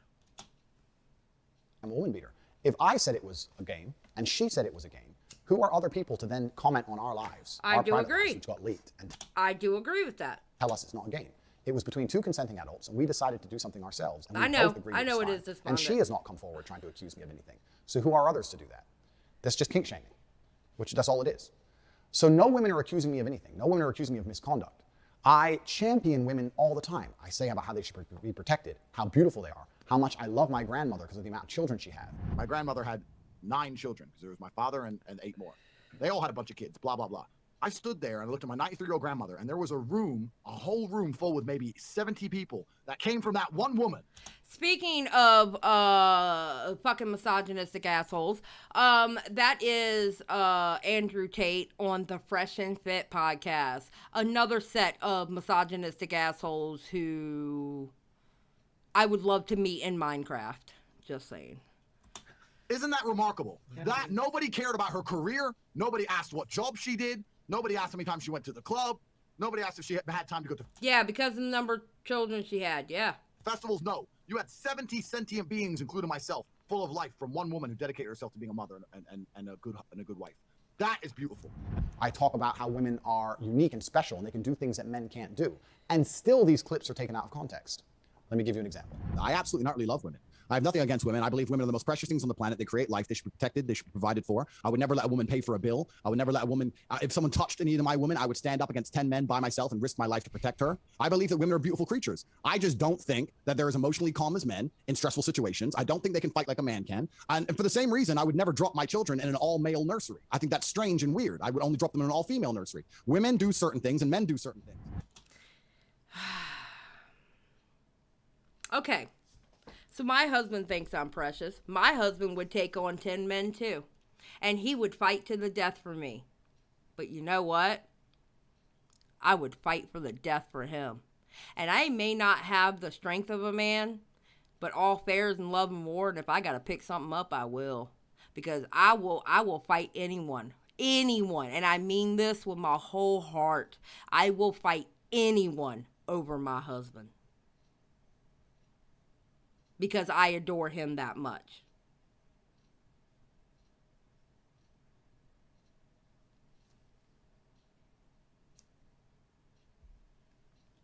I adore my husband that much. I would fight anyone over him. And he would do the same thing for me. But, you know, the sad thing is, though, if I was fighting somebody, he would have to actually stop me, put me off to the side so he could fight because I'd be the one up front wanting to fight anyway. It would be a really weird situation if that situation ever occurred because he'd have to worry about me going to jail. Oh, that would be a bad situation.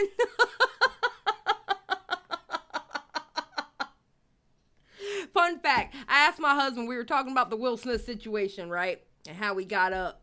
And I asked my husband, I was like, And my husband, he flat out said he didn't have a problem with what Will Smith did either. He had a Lord Vega moment, because Lord Vega sat up there and said that on when Nicholas Diorio and Turkey Tom and all them, Lord Vega was saying, nah, he had a man moment. My husband said, nah, I'd probably want to get up there and smack him too. He goes, but here's the problem. The problem is I would have to jump up on the stage and stop you from smacking him. I wouldn't even have the chance to jump up first. I was like, okay, yeah, good point.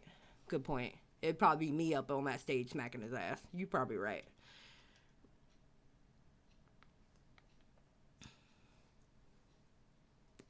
But my husband would do the exact same thing. However, my husband and here's me and my husband's situation at home. We are 50-50. Or no, better yet, 50-50 doesn't even sound good. Me and my husband were 100 and 100. We are 100 and 100. We are full partners. I don't hide anything from him. He don't hide anything from me. He knows everything going on with me. I know everything that's going on with him. And we work together to make our life better. And the 3 cats are our babies. That's our children. I got 3 4-legged children.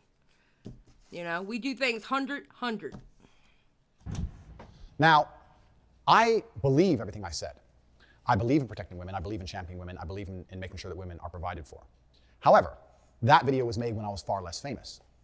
In light of the things I just said to you earlier in this video, I understand that now, as my fame grows, even though to me my message is very clear, a man has certain roles in society, a woman has certain roles in society, and when we work as a team, when we love each other, society is better as a whole. I think that these views are not very controversial at all. I think they were mainstream only a few years ago. I don't think that they're controversial. Most of the people I meet in the world don't think they're controversial. The women I hang around with don't think they're controversial. Nobody on the street I've ever met thinks they're controversial. Everybody agrees with me. However, the way I'm saying it, the way I'm getting the message across, because I'm trying to be as energetic as possible, I understand that a small, tiny percentage of people might misunderstand me. Yeah, that's a really, Tina, you have a really good point. He loves reminding us how famous he is. You notice how he just he's constantly reminding us how famous he is over and over and over and over again. You repeat something enough, people will believe it. You know who else did that? Fun fact, and this rapper, he actually admitted to it. Lil Wayne. Lil Wayne said he knew if he kept repeating in every concert over and over and over again that he's the greatest rapper alive, people would actually start believing it. And he knew if he kept repeating it, people would actually believe it. And then what happened? People started repeating Lil Wayne by saying he was the greatest rapper alive. If you constantly repeat something, people are going to believe it. I don't like Lil Wayne at all. I think he says metaphors, not rhymes. I'm sorry. I'm too old school to really like Lil Wayne. I mean, I like some of his songs. Don't get me wrong. I'm not saying all of his songs are trash or he's trash. I don't vibe with Lil Wayne like I do like old school dudes. Yeah, we need to feel bad for his celebrity self. 100% Edwin. But that's what Lil Wayne did though. In his concerts, he constantly said that I'm the greatest rapper alive, and he knew if he repeated it, people would repeat him. And he should, Missy Elliott should be his favorite rapper. Missy Elliott is like the GOAT. Salvo says he's got the best commentary show. I mean, it's good. You know, I have fun watching his shows, but I don't think he has the best show. I mean, I personally believe we over here at Xylie Gets Real is the best show, you know. And if we're not like the best, we're working towards the best. We definitely have the best host, though. I'm sorry. The channel Xylie Gets Real has the best hostess with the mostest. Salvo's like, cap!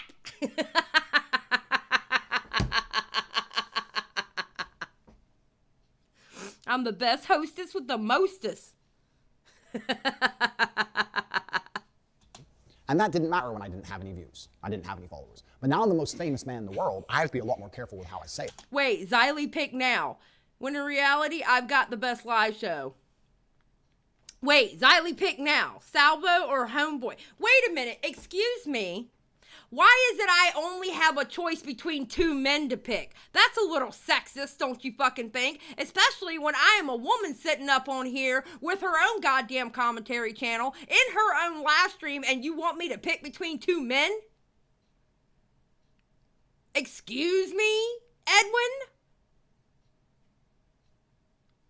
What? What?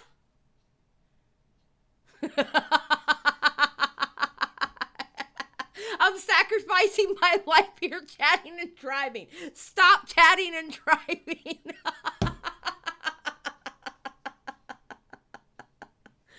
Oh my God. All right, let's go. But what's really worrying is this. That clip, I would like to think, even my biggest haters can agree, is a clip that is positive about women as a whole. Perhaps you may not like my tonality or the way I structured certain sentences, but as a whole, I'm saying positive things about women. At one point during that speech. Okay, you could sit here and say women make great mothers and great housewives, all right? You can make that statement. Women are excellent caretakers. Women are excellent mothers. Women are excellent house caregivers or housewives or whatever, all right? But women are more than that. That's what you're missing, dude. We are more than that. We are a hell of a lot more than that.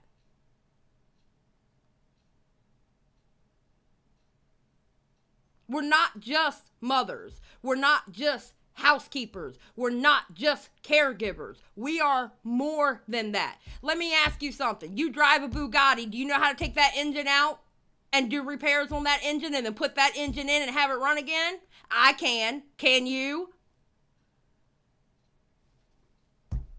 We're more than that. I said women do certain things and men do certain things.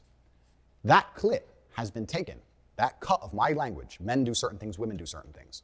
Somebody, I have no idea who, has made a TikTok where it says men do certain things, and it shows videos of me driving around in cars, spending money.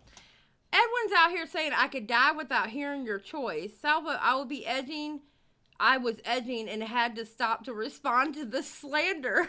Salvo. Edwin's like, if you make the wrong choice, I could swerve into my death. Edwin, if you don't stop typing and chatting, will you shut the hell up and just hurry up and get home?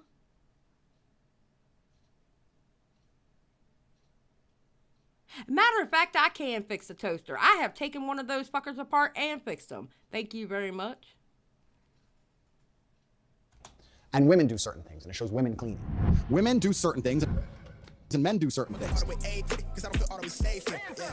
Somebody off their own back, somebody else has made that video. I didn't tell them to. I don't know who they are. I don't know what their account is. It's just viral on the internet somewhere. And now I look like I'm saying women should only clean and men should only run around with cars and women and money. I didn't say that. I didn't say that at all. I said that women should be protected and provided for. But because a small clip was taken out of context and used against me and weaponized, now I look like I've said things I did not say. Yeah, but the thing is, okay, you keep repeating that women need to be protected and provided for. It is absolutely possible for a woman to provide for herself. Here's my thing. If you have a woman who is economically strong and you are economically strong, wouldn't y'all want to be economically strong together? Like, does she have to, you make it sound like she has to stop all her money-making moves because she's with you because you have to provide for her. No. A woman can be independent and still be, I'm independent as fuck. I do what I want, when I want, and how I want to do it. My husband, the same way. But we come together as a couple. So I was ready to bust and I'm ready to die. Edwin, if you don't shut the fuck up, just call in when you get home. Oh my God. Yeah, when my husband became, there you go, Kim, exactly. When my husband became disabled, I provided. Exactly. It's called working. When you're in a relationship with someone, no matter, how the relationship is, as far as like the mixture of the relationship, it's two people coming together in a partnership. First of all, the person you're in a relationship with absolutely should be your best friend. They should be the one person in the world you can absolutely tell everything to. And they are also the same person that you work together to build the life that y'all want. Good night, Salvo. You have a great night, baby. Women can provide for herself. Damn right we can. Andrew Tate says you're wrong. Know your role. Fuck that. And it's funny that I'm sitting here saying this now as a housewife.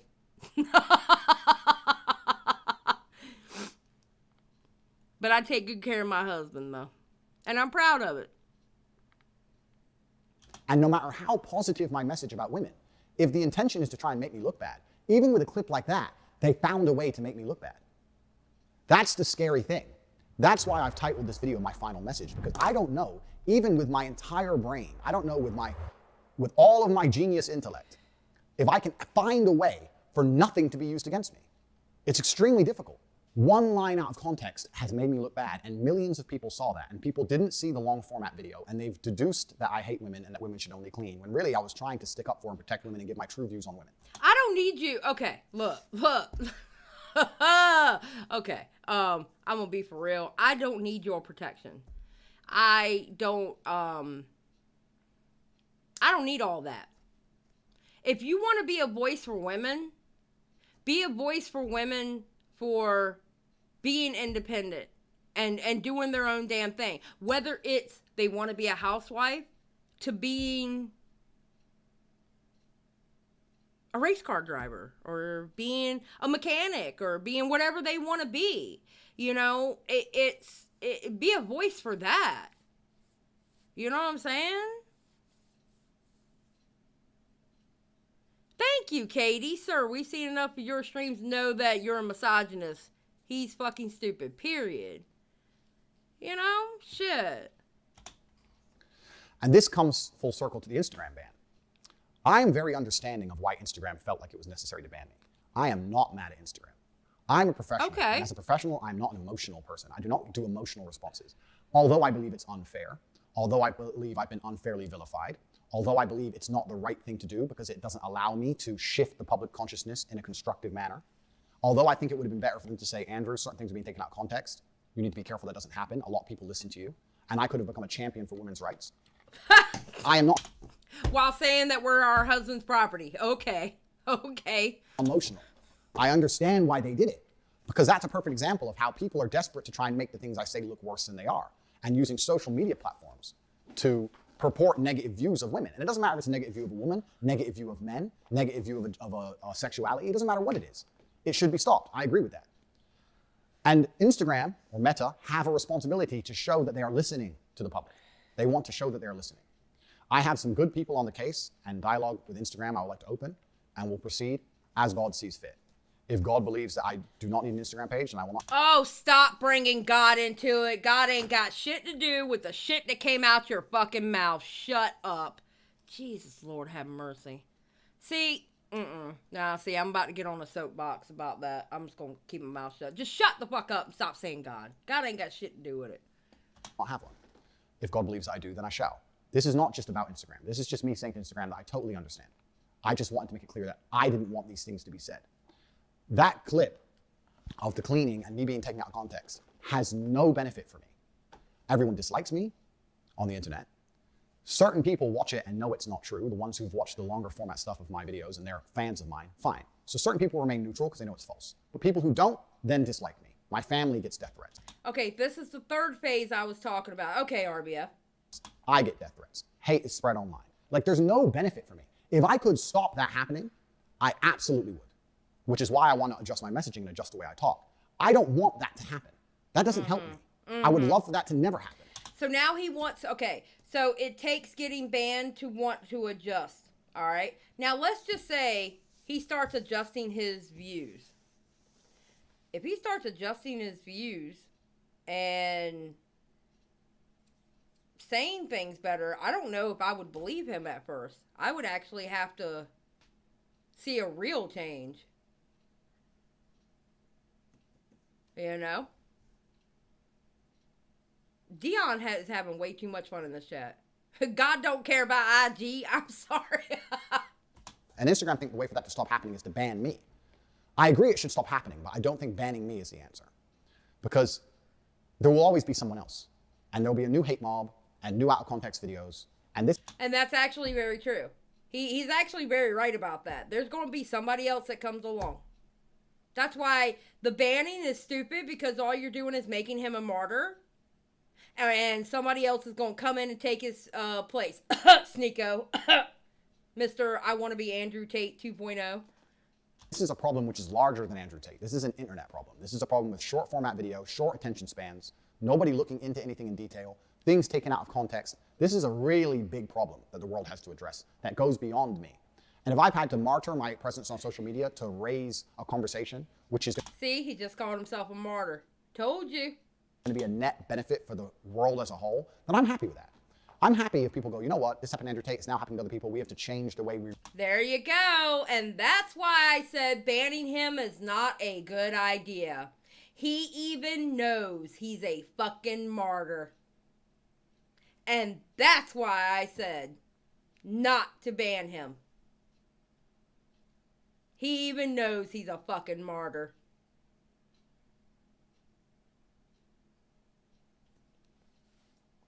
Sneeko's a little shit. We review censorship, banning, content creation, content proportion, all these things. That's fine, if that's the life path which has been chosen for me. I just want to make it clear that I don't like when that happens. I don't want that to happen myself because I don't gain anything from that. On Instagram, absolutely no rules were broken. My captions were just poetry that I wrote. My pictures were just lifestyle. Car, house, boat. I never broke any rules on Instagram. Okay, but what did you say on Facebook? Because Facebook and Instagram are owned by Meta. So what did he say on Facebook? Because that one ban could have led to the other ban. I never had any strikes. I never done anything wrong on Instagram. The only rule infringements on I know he did, Flop Tina. I covered it last night. Instagram were my comment section, where hate mob. And Ethan Klein had some horrible fucking takes on this man. That's why this Tate ban is not just black and white. Okay? This Andrew Tate ban is not black and white. There's layers into it because you have bad actors from all sides. Ethan Klein is a bad actor on this one. This man is not ISIS, is not a Nazi, and is not KKK. You cannot compare those three organized groups of hate, which, funny enough, they're very misogynistic too, but you cannot compare them to Andrew Tate. You can't. They have literally killed people. They have literally killed people. He has not killed anyone that we know of. Because he did do that kind of, I don't know, it was kind of weird what he said on Aiden Ross's, again, it's in Mudahar's video. It's kind of weird what he said on Aiden Ross, but I'm just saying, okay? They have literally killed people. You cannot compare his misogyny to those three hate groups. You can't. Yeah, that we know of. But, you know, I don't know. Inspired by these videos that we've been discussing, these videos which were deliberately taken out of context and deliberately fictional. Hate mobs were inspired at the end of YouTube videos to go to my Instagram and insult me. So the only infringements you would find on Instagram is in my comment section, where thousands of people who were sent by random YouTubers who don't like me would come, threaten to kill me, mock my dead father, threaten to kill my brother, threaten to kill my family. And I think all that is bullshit and people should not do that. Like, I can't stand Andrew Tate. I cannot stand his brother. But one, I would never disrespect his dead father because I don't believe in disrespecting the dead, whether I like them or not. But I didn't know his father. All I know is he was a vet. He's a veteran, and he should have been a chess master, but he beat a shitload of chess masters from around the world. That's the only thing I know about him. I would never disrespect the dead. People who are doing that shit and threatening to kill family members and stuff like that. If it's true that people were doing that, that's fucking disgusting. End of. I don't care who it is. That's disgusting. Threatened to find me. These were the only rule infringements on Instagram. Things written against me by other YouTubers telling them to go and do it, while all I wrote is poetry and all right, I don't know what YouTubers he's talking about that told him to do that, but yeah. On repeat, multiple times I said on my stories, if you're going to defend me, do it respectfully. Even if people hate me, even if they're insulting me, don't insult them back. Hate doesn't beat hate. It just creates a brick wall. If somebody says they hate me, explain to them calmly that they don't understand the context. Show them a longer format video. Show them how I stick up for marginalized people. Explain I'm a person of color and I've been marginalized in my childhood. Show them how I had a gay friend when I was a kid. Show them how I stick up for women.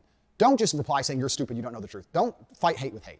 I was encouraging all of my followers and all of my fans to be respectful people, even when sticking up for me.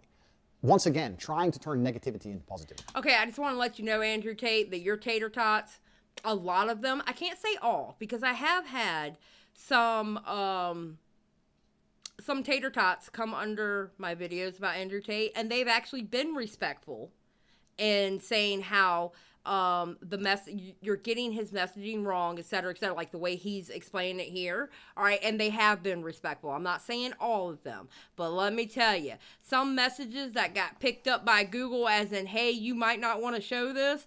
Not all your tater tots are listening. Let me tell you. Just saying.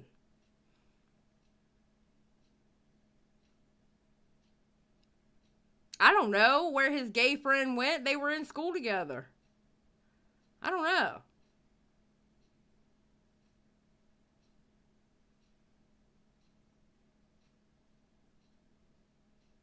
Via social media. My Instagram had no infringements. That was the only... Dion, I had one gay friend 20 years ago, guys. That's what it... I have to admit, that kind of sounds like what he's saying. Hey, I'm not homophobic. I had a gay friend 20 years ago. Oh my God. Oh. Holy shit. Can you imagine? Like, say, time separates people all the time, all right? Can you imagine being that gay friend from 20 years ago, seeing this video and going, damn, you're tokenizing me 20 years later? What? Can you imagine being that friend going, why are you tokenizing me 20 years later? The hell? Oh my God. Yeah, Plop Tina, it's basically that, yes. That was the only anti-policy things on the page, things targeted against me. And I didn't really complain to Instagram because I wasn't taught as a person to go complaining to authority. I thought, this is the internet. That's how it works. Just ignore it. Don't worry about it. Soon the truth of your heart and your character will come through. Soon people will see the light and they'll change because that's the way the world is. People often flip-flop on issues. This is how things happen. The redemption arc is going to be beautiful. I really, truly believe that within a few years, people are going to understand that I'm a force for good in the world. And often, people say, well, don't have Tate as a male role model. There's better ones. Where are they? There are no other male role models. What? Because to inspire the youth of men, you need to be aspirational. They have to look at you. There are no other male role... Do you really believe you're the only male role model out there? No. Did he really just say that? As a male role model, there's better ones. Where are they? There are no other male role models. Because to inspire the youth of men, you need to be aspirational. They have to look at you and want to be like you. And there's no other male role models that have had the tenacity or the aggressiveness to have such a fantastic life as I have, that they're going to listen to me. Oh my God. Oh my God. He literally thinks he's the only male role model. Like, dude, no. Absolutely not. What? Holy shit, dude. They listen to me because of my authority, and my authority comes from my life experiences. If my mentality is so wrong, how have I managed to amass enormous wealth? How have I managed to amass huge social status? How have I managed to physically dominate the planet? I've done things that men respect, and they look up to me. So that's why I can lead them. And I understand my messaging should change in light of the fact that I can be taken out of context. But me being alive on the internet will allow me to lead men in a very positive direction. Banning me and deleting me leaves a black hole where they say there'll be another masculine leader. But the men don't listen. The youth of today won't listen to anybody else. That's the reason I'm the most famous man on the planet, because none of these other people have the authority to affect them like I do. It's me or nobody. And I truly believe that me, with reformed messaging, now understanding of my newfound fame, is so much better for the world than nobody. What? What? Oh my God. Oh my God. He's delusional.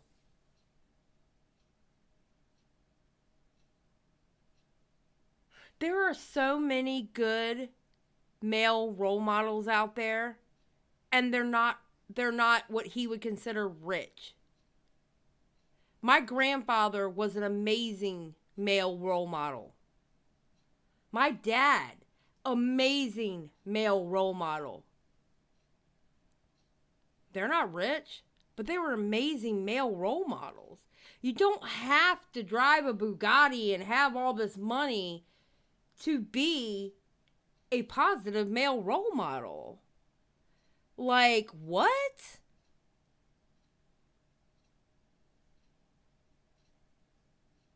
Yeah, he did, Edwin. It's either me or nobody. That's exactly what he said. Holy shit.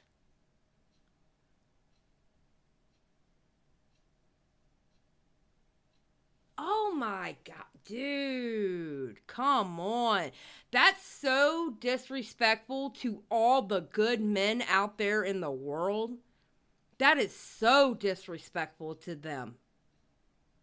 Like, I literally feel like he has disrespected the positive men I've had in my life. Wow, dude.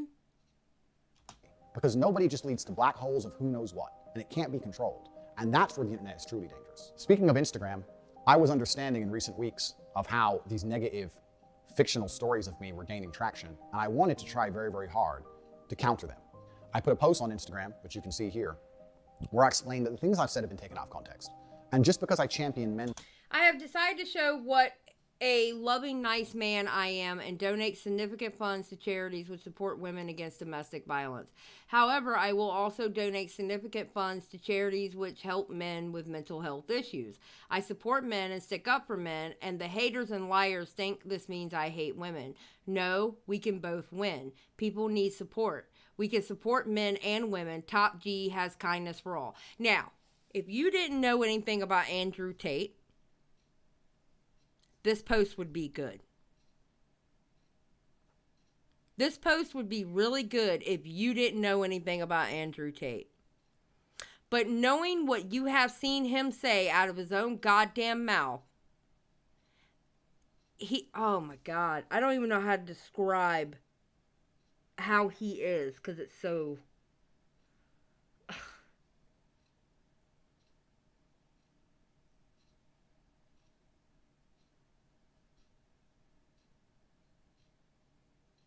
I don't even know how to describe it.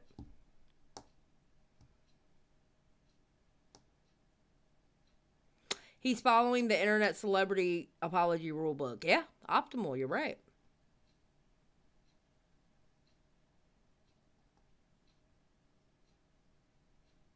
Floptina, he's only being investigated for human trafficking. We can't say they actually have, but the MLM is correct.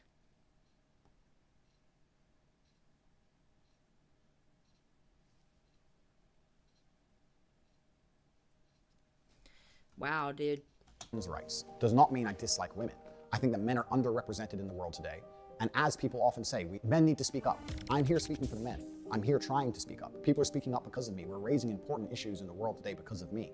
Deleting me and blocking me is only going to hurt men as a whole and increase all the problems we see with the youth of the men today. So I put a post up and I said, how are men... oh, God. Oh, God. How are men underrepresented when it's men... when it's actually... I mean, let's be honest, it's basically old white men who run everything.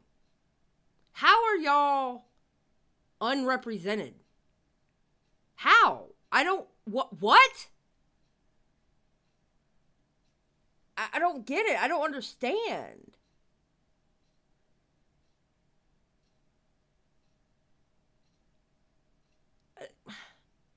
Like, I understand that they have issues that need to be, you know, push forward and go, hey, you know, like people for the longest time didn't give a shit about their mental health issues, and that should be, you know, put out there and go, no, you know, men deserve to have emotions and feelings. Men deserve to be able to go and lift that stigma of going to talk to somebody about their problems, and, you know, and stop having to feel like they have to keep it inside. Yeah, no, that should be advocated for 100%. But underrepresented?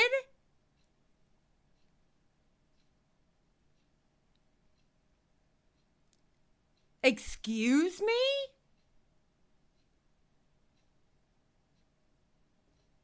Yeah, exactly. And he says depression isn't real. So, I mean, oh God. Oh God.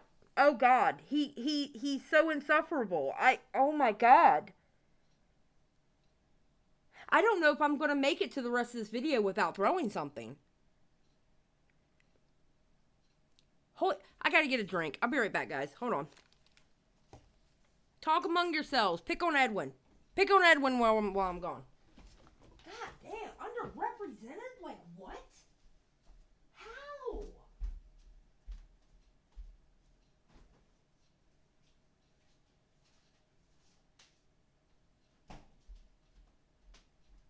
Oh, this hoe. Oh, Edwin must be in the... Oh. Oh, okay. You didn't get to walk away just yet. Yeah, I did walk away. I just came back. Oh, okay. I guess there's a lag from where my phone. What's up? Hi.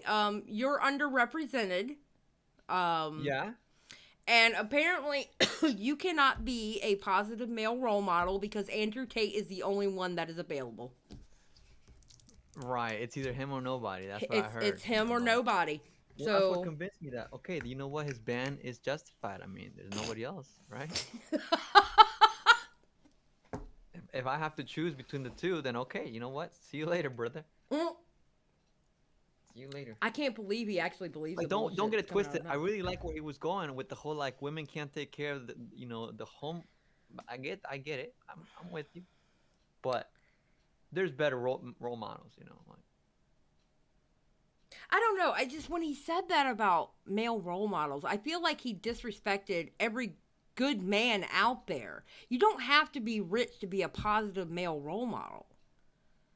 You know? You don't have to have all the luxuries in life to be a good, positive male role model. You could be, you know, the uncle down the street, grandpa around the corner, the dad that's out there playing soccer with his kid or something. You know, what? Yeah, I'm trying to be a role model for these, like, toxic commentary YouTubers, you know. Look, guys, don't get twisted. I throw my jokes here and there, but you know I don't mean it. I love women, you know. I love women. Okay? I'm trying to inspire the commentary boys to be more open-minded to the women. You know, you ever hear that podcast from Matt Pitt and the other people in it? Yeah, I listened to it. I was listening to this one they had recently. They talked to this e-girl. Her name is Cutie Kitten, and they're all simping for her like the entire time. And I guess she was like a fan of commentary, and they asked her, like, or Matt was asking her, like, hey, have you ever wanted to do commentary? She's like, I thought about it, but I don't know if I could do it because, like, there's so much toxic energy with the guys, and I don't know if I'd fit in. And I was like, damn, I wonder how many other women have thought that, you know, like they want to kind of get into the YouTube sphere, but they're kind of intimidated. I know this is completely irrelevant, I apologize, but you know what I mean? Hold on, let me read this and I will answer that actually. Plants for the 5. It's funny because the way he literally talks down on all men is the antithesis of everything he claims to stand for. Very true, Plants. Thanks for the 5. Actually, that's what people think of commentary community. That's what people think of the commentary community. They think that it's filled with sexist, racist, bigoted jerks. Yeah. That's what people think, dude. And very intimidating and very intimidating for a woman to get into. Yes. I mean, what's your viewpoint now that you're kind of, you know, getting out of more coverage out of the just tea, I guess, or I don't know. To be honest, for me personally, I think you have to have a harder shell to be in this community. You have to be able to know and understand jokes. You know, like, okay, I honestly believe, like, how Matt Pitt will throw his jokes, Dave throws his jokes, Tommy throws his jokes, you know, you throw your jokes sometimes. It's a joke. I don't give a shit about joke, because you know what? I'm the type of woman that can turn around and throw a dick joke back at y'all, or some kind of male deprecating joke towards y'all. You know what I'm saying? I can reverse it. That is no big deal. Or I can just lean into it because I think it's funny. All right? Yeah. But if anybody, and actually I say this for men and women, I don't think somebody who is super sensitive would be able to be okay in this community. Right. I don't. Yeah, and it takes a lot of getting used to too, because you know, like I when I started streaming and got, you know, I have mostly female audience. Like it's like it used to be 80%, now it's like 77%. So I'm getting some more guys in there. Yeah. But when I first started, you know, having more exposure with the edginess to my audience, they were a little bit resistant and confused and stuff. And now they kind of got used to it, I think. So they kind of got indoctrinated in that sense. So I hope that I'm doing some sort of good influence, not just towards them, to show them that, hey, it's not as dangerous or whatever, because the internet does kind of feed this, you know, maybe in a subtext kind of way that men kind of, these kinds of misogynistic jokes are so dangerous, because I don't think they're dangerous. Yeah. But when they're like for real, like this homeboy over here, I think that's different. Well, I think what happened was, and yes, Dion, you are correct, it's because I'm insecure in myself, 100%. I think a lot of it too is they started realizing, like, okay, Nicholas Diorio will throw out a sexist joke, like, what have you got to say, woman? You know, and he'll I think what it is your audience, and I think a lot of my audience at one point, they thought that Nick was being for real. And well, then, I mean, he has a very aggressive tone too. He does have an aggressive tone, in which, believe me, I understand aggressive tones, because I got one too. All right? But then I think they realized, wait a minute, he's just joking. Because once they started hearing him on different subjects and talking about, like, certain issues with women and stuff like that, and it didn't align with what they were thinking about before about him, they realized he was just fucking joking. Yeah, I got him. I tickled his belly. You know, people heard him chuckle, and he was like a doughboy, and they're like, okay, he's kind of adorable. I have to admit, Nicholas Diorio's chuckle does get me. I have to admit. It's undeniable. The chuckle is undeniable. That damn chuckle of his, it gets me every time. It always has.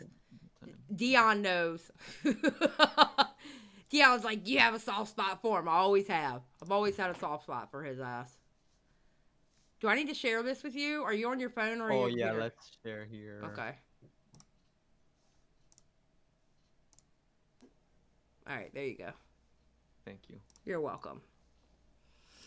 Some of us just have harder shells. Yes, Kim, 100%. I'm from Augie's chat, actually. Yeah, I found out about Xylie from Matt Pitt. Yeah, that asshole. I hope he pops in, too, so I can cuss his ass out. Again. I'm having a war with Matt Pitt. Are you there? I'm sorry he bullied you. You're sorry that what?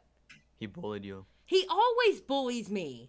I think Matt literally wakes up in the morning and go, how can I bully Xylie today? Yeah. All right. So we got, we only have like 30 minutes left of this. Wow. Incredible. Listen, people misunderstand me. I'm going to donate money to a female charity that supports women against domestic violence, and I'm also going to donate money to a charity that supports men's mental health. Just because I support men doesn't mean I hate women. I love people. I'm a person full of love, and I want people as a whole to elevate. And just because I think you're a misogynist doesn't mean that I hate men. You notice how his tone is different? Yeah, and also his wall is melting. It's freaking me out. His wall is melting. Oh, that's his TV screen. Not just men or women.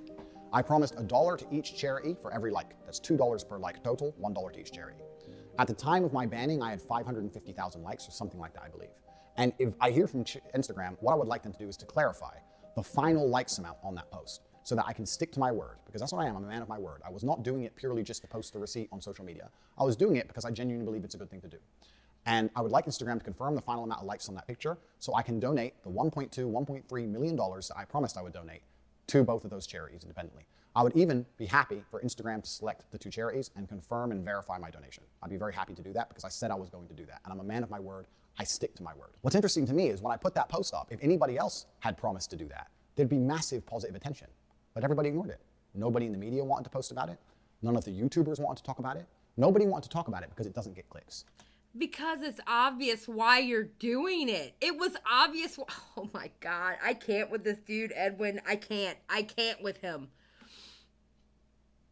I can't. I cannot with this dude.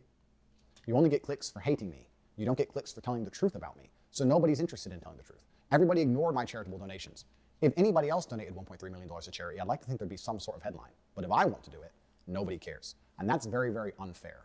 What's also unfair is the people who say that they care about women and they're worried about misogyny and using this to attack me and try and have me deleted from the internet, they don't donate any money to charity. They don't help women. They don't want to do anything but spread hate. But I am a woman. I mean, of course, I'm probably not the one of the ones he's talking about because I'm so small, right? What are his requirements to care about women? You have to donate to charity. You have to, what else? I guess donate and I don't know. I'm trying to figure out the people. I don't know. The people, I care about women. Well, apparently not if you're not donating, Edwin. I've donated to women streamers and stuff. I think I don't know, maybe I have not donated to you. Let me donate to you so I can show my care for you. Or like, no, this is serious. Yes, to him, support equals money. 100% RBF. 100%. It's like, what? And then what about the women who have a problem with what they're saying? Do they not count because they're women? It's like, dude, you're like literally shutting down what women are saying about this. I fucking hate that. Jesus Christ. It seems like ironically virtue signaling. Like, it's like, look at what I'm doing. I'm donating, therefore I care. It's like anti-SJW shit, isn't it? I just donated to a woman, so I care. Yay! Thank you for the $5. I care for women. I care for women, and this is proof. 100%. Thank you for caring for women. Yeah. This is the movement. Yes, money equals love. All the men in this chat, you better donate. Damn it. That's how you show you love women. I mean, seriously. It's like anti-SJW shit. It really is. Holy shit, dude. This is dumb. Right now, they hate Andrew Tate. When I'm gone, they'll hate someone else. They'll find someone else's comment section to go into, insult, threaten their lives, insult their dead parents, hate. They're not going to donate money to charity. They're not going to help women. They're just going to sit there and hate me until I'm gone and then hate somebody else. This is a hate mob. And they're pretending that they care about women. They don't care about anybody. They're just hateful. And by Instagram allowing the hate mob to be successful, it inspires further hate mobs. It inspires further hate, further division. I understand that Instagram and Meta and Facebook need to, as a whole, keep their fingers on the pulse of the national opinions. I understand that. But once we have confirmed that the national opinion is misunderstood, then we have to sit there and go, do we want to bow to hate mobs, which are accelerating and encouraging people to become more hateful for views and to get people banned via hate? When these people may be actually doing good things to the real issue as a whole, is this a good idea for us to now bow and bend to these people? And this is a really interesting conversation which can be had. Not everybody who is speaking against you are for your deplatforming. Like, what? This is so dumb. Oh my God. Wait, look at that pause screen just looked at. He looks like a bug. He does kind of look like a bug, doesn't he? Wait, are his eyes always looking in different directions? Am I wrong for picking on that? Yes. Okay, Yes. sorry. You're being petty. You're being a petty bitch right now. I can't help it.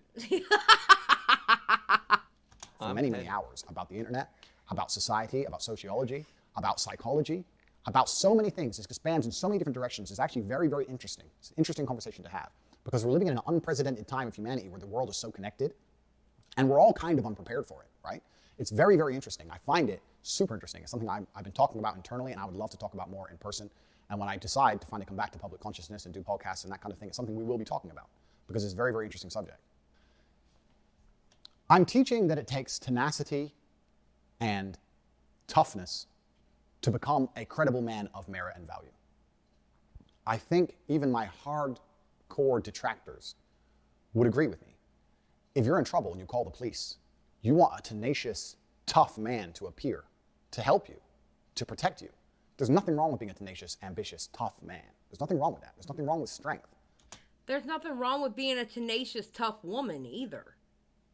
Okay, is he looping? Because I feel like I heard this on the drive here. He's literally repeating himself, but in different stages, yes. Yeah, okay, yeah. He is. He's literally repeat. But what happens? You repeat yourself, people will believe it. Yeah. Mental and physical. These things are used to protect people, protect men and women. This is a protective state. You can't protect anything if you're not strong. Strength is a beautiful thing. The world is built on the backs of strong men, and I'm trying to teach men to be stronger men because it makes the men feel happier inside, it solves men's mental health, and it also makes the world a genuinely better place. People are taking my lessons and me trying to teach strength and misconstruing them, saying that I'm trying to teach men to be oppressive or aggressive. That's absolutely not the case. And at the same time, they're ignoring my charitable donations to the world. And at the same time, other media creators are rewarded for purporting lies and spinning lies about me. And then at the same time, the media buys into this. And at the same time, we're in the current situation where this entire storm has appeared, where I've genuinely only been a net positive on the world for anyone who's watched my content in all of its long form. Oh, dear God. Oh, dear God. Do we know exactly why he was banned? No, I don't know why. Do you know why exactly he was banned? Like, the exact reason why he was banned? Well, I'm here to learn from you. I don't know. I think I heard someone say that. I don't know, crimes. But also, I just want to point out, like, the commercial that just happened, by the way. Like, that was, like, subliminal. Like. Yeah, no, it was. It's very subliminal. He puts a lot of that shit in this bullshit. Go to Cobra Tate or whatever. Cobra, yeah, I think it was Cobra, whatever.com to train like me. Mm-hmm. Weird. Oh, God. When Instagram tells me and confirms to me the number of likes on that post, I'm going to make the donation. As well as that, the future for me, now that I will be a lot more... FYI, bad people donate all the time. Just saying. ...careful and a lot more selective with the social media I'll be producing, if any at all, is I'm going to be starting a foundation, the Tate Foundation, which is going to be dedicated towards charitable acts of both genders. I have been very, very private about certain elements of my personal life, as has my brother. However, my brother has a daughter. And she's beautiful. She's my niece. I don't want her to grow up in a world where women are hated. Okay, she is a little cutie, though. I will say, that baby is cute. I don't want to grow up in a world where men are oppressive and hurting women. Why would I possibly want that? I want her to find a strong man who can protect her, who can provide for her, who can make sure she's safe, but I don't want anything bad to ever happen to her. My own personal circumstances regarding family are something that are once again confidential, but I can confirm to you that the last thing I would ever want is for women to be marginalized in the future, for genuine misogyny or sexism to take hold on the planet. I would completely and utterly be very unhappy with that for my own personal reasons. The Tate Foundation is going to be dedicated towards helping men's mental health and also protecting women from violence against men. You're going to see in the upcoming months and years that I'm not somebody who's doing this just for likes or doing this just for views, that I'm somebody who's doing this because he genuinely has the capability to help people. And I believed I was helping people via social media, and if that's going to be taken away from me, then I will continue my philanthropy in other realms. I feel like this is all fluff. I'm sorry. I feel like this is all fluff. It's a giant commercial. Yeah. That's all I feel like this is an hour and 13 minute and 21 second commercial. That's it. It's bull. There's nothing spewing from this that makes me feel like he's telling the truth. And I'm not saying he may actually donate. I'm not saying that part of the truth, but that part of the truth that he actually wants to protect women. He actually wants to do this. No, I don't feel it. I don't. It's very egotistical, self-virtuous. Like he thinks he's the fucking king. Yes. Yes. Yeah. Please, if you want to have more information, you can go to cobratate.com, sign up for the email list, and my email list is going to start detailing all of my charitable acts from here on out. I'll be spending millions and millions of dollars on charitable acts for the rest of my human life. God has blessed me with fantastic wealth. It's more money than I will ever personally need. I already was doing my philanthropy through encouraging And make your course free, bitch. Oh, yeah, there you go. Like, you don't just say, subscribe to my website and pay me money. And then in the next sentence, you're like, God has blessed me with millions of dollars. Like, bro, what? Ugh. Yeah, no, exactly. And if that's going to be destroyed, then I've decided to start the Tate Foundation and specifically help with financial aid women protection from violence primarily. I'm in Romania, which is very close to Ukraine, and there's a lot of problems there with violence against women and women trying to escape the country, and men's mental health issues. And this will all be detailed on my newsletter at cobratate.com, and I encourage people to follow. My other charitable acts are things that I haven't really advertised or talked about. I always felt a bit embarrassed to tell people about the charity I do, because when I do charity, I think it should be from the heart, not for likes. But I understand now that all of the media is saying I'm a bad guy, and I'm not even telling the world all the good I do. Either he's really good at PR or he has a really good PR person and told him exactly what to say and what to do. And only people with common sense sees right through this bullshit. RBF says it's fluff. He went from trying to humanize himself, then peacocking, and now he's making promise to help everyone. Yeah, no, I agree, 100%. Because I don't think that's the right thing to do. I think you should just give from the goodness of your heart, not for attention. But that's unfair for people to be saying I'm a bad person when I run a shelter for dogs in Romania because of the stray dog problem. Because of the fact that I just recently... Oh my God, did he bring the dogs into it? Did he really just bring the dogs into it? What did he say about his dogs? You didn't hear him? No, I didn't hear. He just said that he runs a dog shelter in Romania because they have a stray dog problem. Okay. Good guy.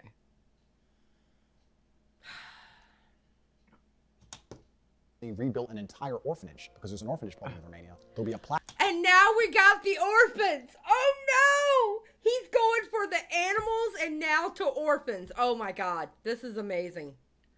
Called the Tate Orphanage on this orphanage, and you can see here messages of thank yous from the children and the woman who's running it. I did this months ago before anybody disliked me. I didn't even tell anybody. I just rebuilt an orphanage and didn't use it for positive PR, didn't try and put it on the internet and get a good spin from it, didn't try to get likes. I was just trying to help people. The fact that the only charitable act I've ever advertised was their Instagram post. So I find it very hypocritical when these hate mobs come and say I'm a bad person when I'm the one who's out here spending his money and time trying to help the world. And all they're doing is telling their followers to insult me on my Instagram page. No. Not everybody's telling people to insult you. No. And I will say this, those YouTubers who have told their followers to go insult you, that's bullshit too. But what I like to say is, I don't really buy his message of like, I didn't do it for PR, I didn't do it for attention. Motherfucker, it's called, he said it was called like Andrew Tate Orphanage or whatever. He named it after his own name. Like, you can't be like, I didn't do it for myself when you're literally naming it yourself, man. Like, stop playing it up. Exactly. Which one of those two things has a genuinely positive effect on humanity? I'm genuinely not the bad person here. However, I will state again, I do take absolute responsibility because that's who I am as a man. I'm a personal responsibility type of person.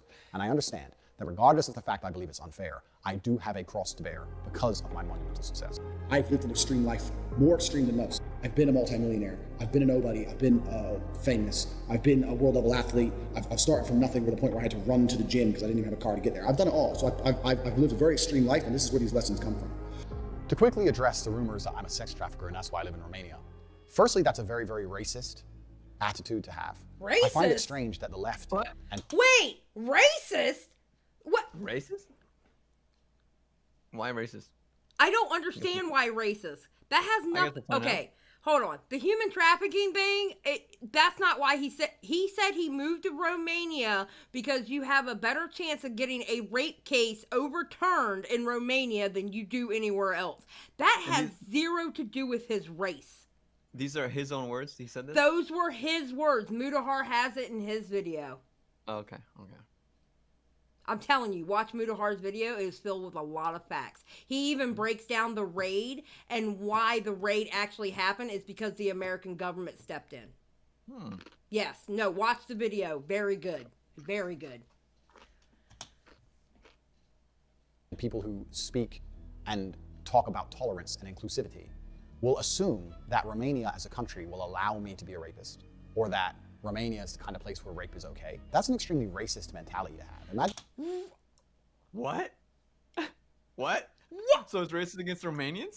What? But racist? What does racism have to do with this? But he said it. If he said it, then he's a racist then, no? Aquamarine says he brought animals, orphans, race. What else? I don't know. How? So was it racist when he said that's why he moved to Romania? That's what I'm saying. If it's racist, it's him being racist. But I nobody even thought it was racist. Like what? Oh my God. Imagine someone saying that the other way around. That in this country, because it's run by these people, they're inherently bad. That's very unfair on Romania. Romania's been very good to me. It's a great country filled with fantastic people, amazing nature, great food. It's a great place. I live here because I love it. There's no other reason why I live here. Look at my car. They're a European Union nation. There's no other reason why I live here. Dude, you might have deleted that video, but people have that video of you saying what you said, the reason why you moved there. Ooh, oh my okay. God. You know what? I think that's like this really, honestly, it might be the strongest point. Like right there, because he's contradicting himself. Yes, he is. Finally. They have a strong legal system, just like every other country.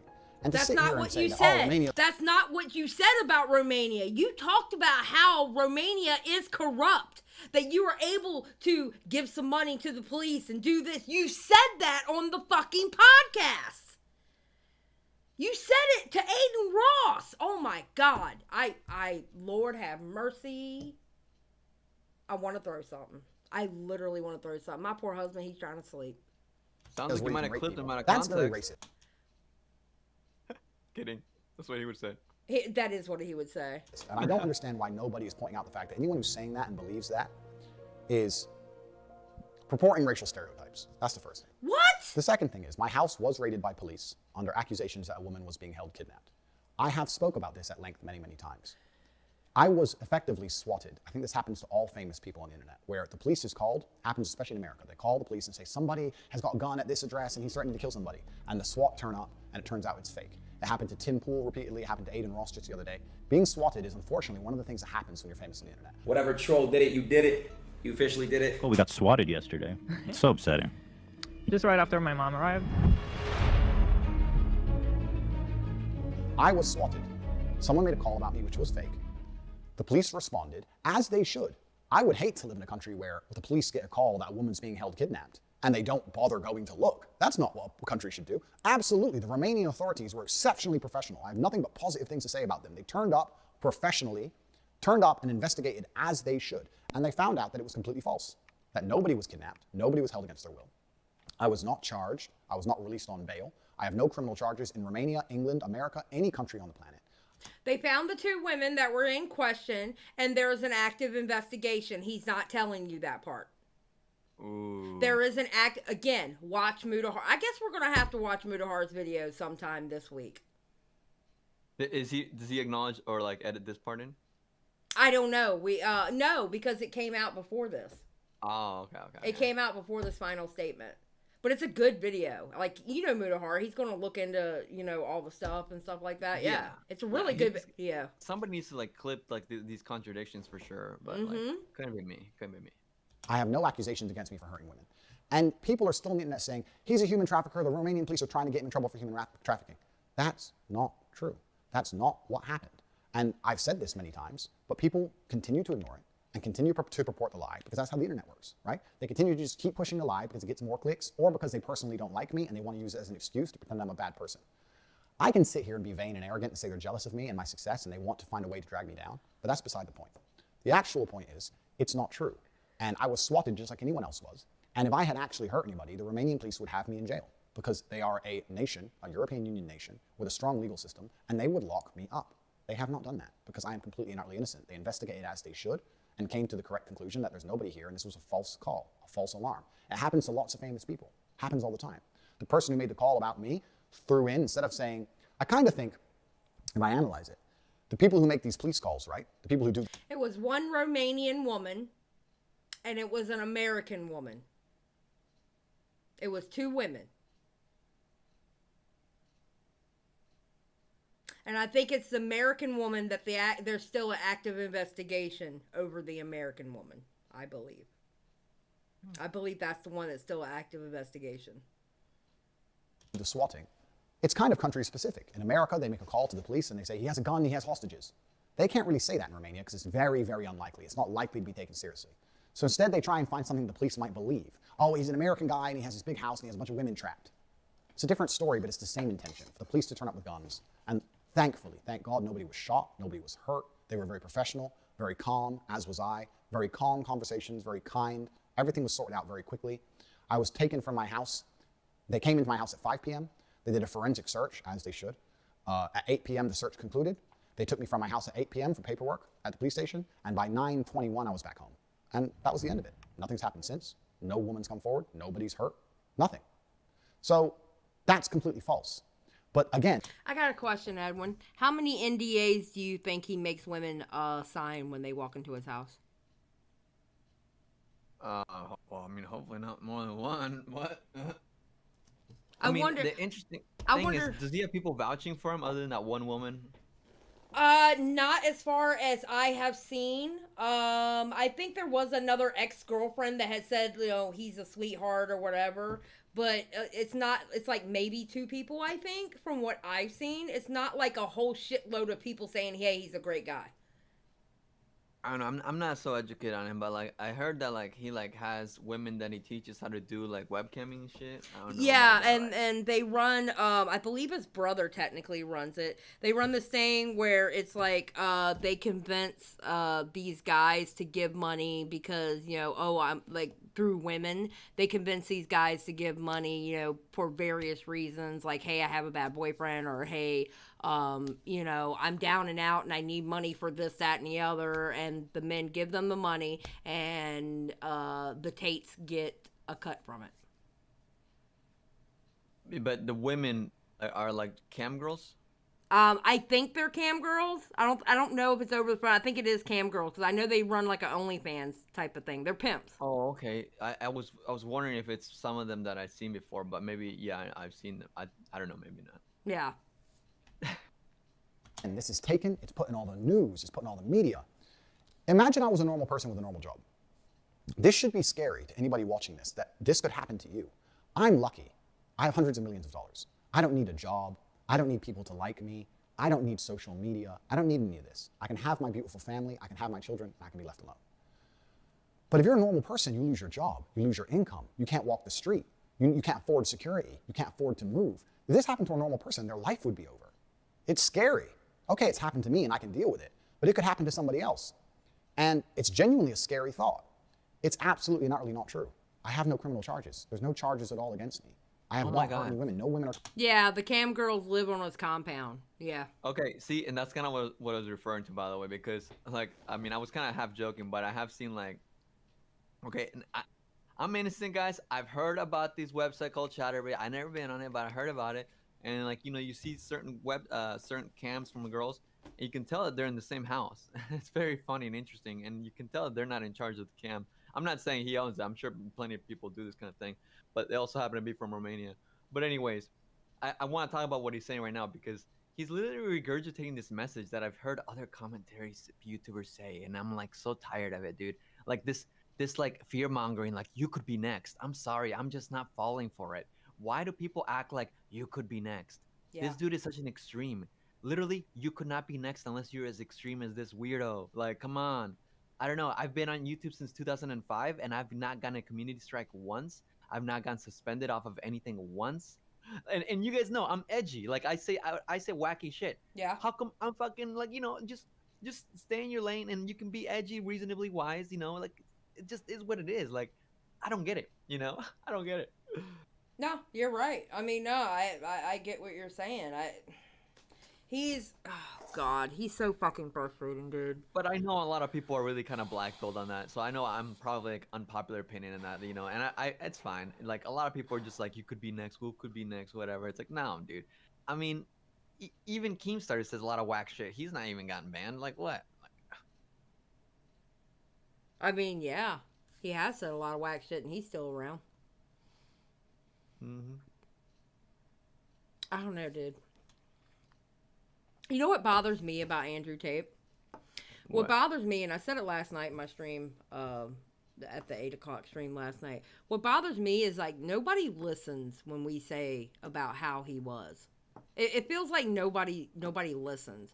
Like, and I think it's because they don't look too deep in the story. So if you just see the surface level, you're like, okay, yeah, he's a jerk, but he's not, but I don't think he's misogynist. Or some people look at him and go, no, I think he's fake. I think he's faking it.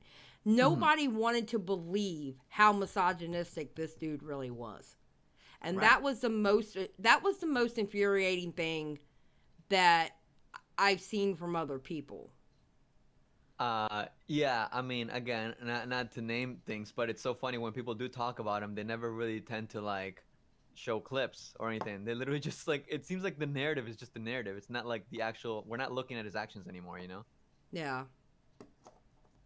Yeah. I mean, that kind of bothers me, but I mean, it is what it is. The only thing I can do is just scream about it on my channel. Right, and I'm glad you take it on that. I like, if I didn't have my plate full, I'd probably go for like, yo, guys, emphasis on what's going on. And it's literally like, I mean, in a way different way. I feel like that's kind of what's going on with the Mama Max. I'm like, dude, nobody's paying attention. You guys just eating it up without actually paying attention to the details, right? So I get the frustration here because it's like, this is obviously way different. Okay, no, not comparison. Just in the whole kind of analogy of. And the concept of somebody not listening. Yeah, I get you. Yeah. No, I totally get you. It's just... I mean, the manipulation, I guess, is the similarity. Like I feel like Mama Max is manipulating his people watching his stuff, and this guy is definitely manipulating people by simplifying what's going on and victimizing himself. Tell you the truth, I think he manipulates men's mental health. I really do. Yeah. I think that's what he's doing to get his Hustlers University up. Because he's literally manipulating these guys with possible mental health issues to, I want to be like him. And it's like, dude, what? Yeah, and he puts himself on a pedestal. I mean, and don't get it twisted. Like, you see, I've always, like for myself, I've always kind of wanted to portray a version of myself that I wish there was for me when I was younger. Because growing up, I was pretty insecure and like in many aspects of my life. And I feel like, growing up online, obviously I grew up online, in the 2000s and stuff, and there wasn't much to look into, and like you look for a role model. And I wouldn't want this guy to be my role model, that's for sure. Yeah. But yeah, I don't know where I was going with that, but yeah. I could probably see your Mexican mama whooping your ass if you came spewing the shit that he does. Yeah, I can see your mama doing that. Just saying. Unacceptable. I can imagine my brother coming home and saying the shit that he says. My mama would have beat his butt in Minecraft. I feel like some of the things he says has some truth to them, and that is how he gets people to follow him around like a prophet. Yes, he says something truthful, but then what he decorates it with is like spewing misogynistic bullshit. Yeah, that's how he does it. Part. Even earlier on when he rolled a clip of himself like trying to add context to something, like it seems like he cut it off when he was leading into being like, okay, what? Like, Yeah, exactly. I love women. I love when he starts saying positive things about women, and all of a sudden he's like, he kind of started implying that they shouldn't be doing certain things. Like, okay, bro, what? Yeah, exactly. That's exactly what he does. Coming forward saying, Andrew hit me. 0. The only video of me and a woman in consensual acts, she came forward and said it was a game. There's nothing on the internet from any woman saying that Andrew is a bad person and misogynist, he did this to me. Not one. It's just misunderstood clips on TikTok. It's crazy to me that I've become the face of evil with misunderstood, out of context clips on TikTok with no criminal charges. There are very famous people who have much more. They have genuine criminal charges. There's very famous people who have genuine accusations. They're still on Instagram. I have none of these things. None. I understand that social media companies feel responsible for the national consciousness and the national opinions and actions because of their large levels of influence. However, I don't think it's fair that I'm being vilified and blamed for something that isn't true or wasn't even me. I need to seriously analyze if it's possible for me to even have a social media presence for any longer without it being weaponized and used against me. Oh, now we're going for the woe is me. Bruce Allen says, people just see women and money and that's what they aspire to have. And if they act like him, then that is what will happen. Yeah, it's sad. I mean, there's no reason why every time he does these like little B-rolls, he seems to just flash like his car or like something that shows that he's like symbolic of his wealth or whatever. It's Yes. unnecessary. And then shows his YouTube channel or his .com or whatever, and go click it. Yeah, part of the recruitment though. You know, yes. you could be like me. This is like a recruitment video out of being a martyr. That's what this is. This is a recruitment video based on him being a martyr. I would like to think that Instagram have their finger on the pulse of the world, and that they're reactive and adaptive regarding how people view certain issues and people. I'd like to think that they're very fair and unbiased, and that they understand that in time, when the truth is shown about my positivity and my positive impact on the world, the Tate Foundation, all the amazing things we're going to be doing for men and women, that over time they'll understand that there's no reason for me to not be on the platform. I understand if I'm going to continue on social media, I need to be a lot more careful with my content. Not because I'm saying bad things, but because I'm saying things that could be used against me. I want to dedicate this YouTube channel, any other remaining social medias I have, my email list, and my Instagram at some point in the future, to the Tate Foundation, and speak purely about the positivity I'm doing for the world, because in the meantime, and at least for the next few months or years, it's going to be very difficult to talk bad about me when people only see the money I'm donating and how I'm helping people. I don't give a fuck about your money. I give a fuck about your message that you put out. Fuck the money. I don't give a fuck about that money. Oh my God, dude. And I don't just give money in a very lazy, charitable way. I get up in my car, I go on the ground, I help people. Bruce Allen said, I'm just pissed I'm never going to be able to get my pimp and hose degree. Why not? His Hustlers University is up. All he did was upload the 3.0 version. You can still get your pimp and hose degree. Yeah. Myself. I drove my Rolls Royce to Ukraine. I bought hundreds of coats and shoes for women and children fleeing the conflict. I didn't film the refugees. I hate when people do that. So we'll be documenting Bruh, shut the fuck up. That was so cringe. Oh my God. Oh my God. Like, I didn't, no. At this point, when you do all that, please, I'm asking you to film yourself giving to the refugees, because I'm almost just like envisioning myself like, ooh, I don't want to actually give it to myself. I'll let somebody else do it for me. Oh like, you're my making me God. fill in the blank here. Because I think it's cringe. No, shut up, dude. That's like saying, hey, I'm about to go to McDonald's and buy a bunch of Big Macs and give them to the homeless. Look, I bought the Big Macs, but I don't want to film myself give it to them. Shut up, dude. Oh my God, I'm cringing too much. This is very cringe. I think that's a good way for people to start to learn about the truth. I'm really relieved this happened. I feel good. I feel happy. I don't think I could have got everybody's attention without this. I don't think I would have had a chance to make a clean break and a clean start and explain the truth of my character and my heart without this. I think that if I was never banned, I would have kept trying to tell the truth, and my haters would have kept ignoring. Plants, that's a good point. Why he got to say Rolls Royce in the same sentence as refugees, though? Right? I gave refugees clothes as I sat in my Rolls Royce. Hot flop, Tina. Yeah. It and kept making negative videos about me, and it would have spiraled out of control until someone in my family was hurt or an attempt was made on my life. Any of my serious fans who have watched all my content know that I've had attempts on my life before, way before YouTube, 10 or 15 years ago. It's something I intimately understand, life and death, and it's not something I wish to revisit. I feel the hate around me was being accelerated to a point of danger for myself and my loved ones, so I'm very glad this happened because I feel like I now have a chance to tell the truth. And I also feel like the social media companies are very understanding of their responsibilities and will always reflect national consciousness. And as people understand the truth about me and my heart, their opinions about me will change also.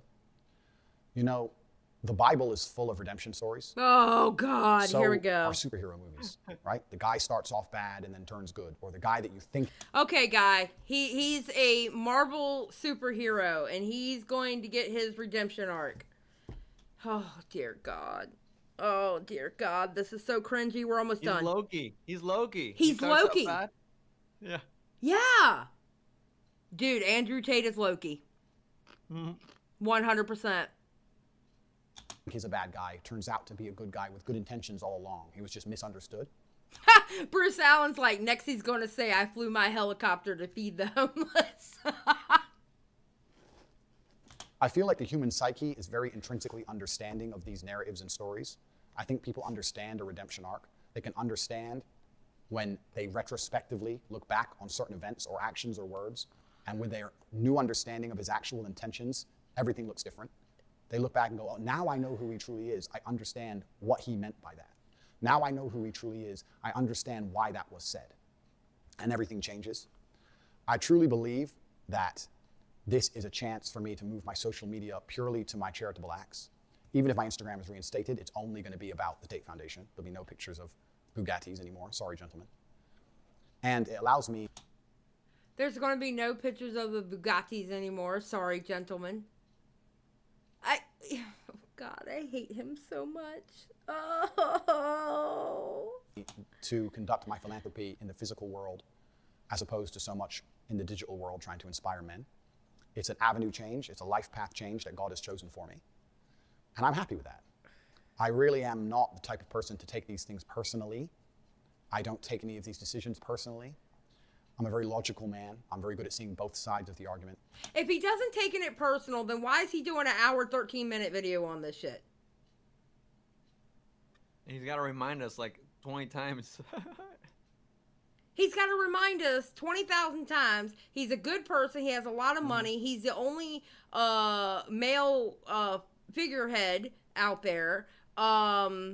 And he cares about women more than we do, of course. Yeah, obviously. He cares about women more than he do. I mean, God forbid, because I'm a woman. More than you. You know, what? I understand the situation I'm in intimately. I completely understand all points of view.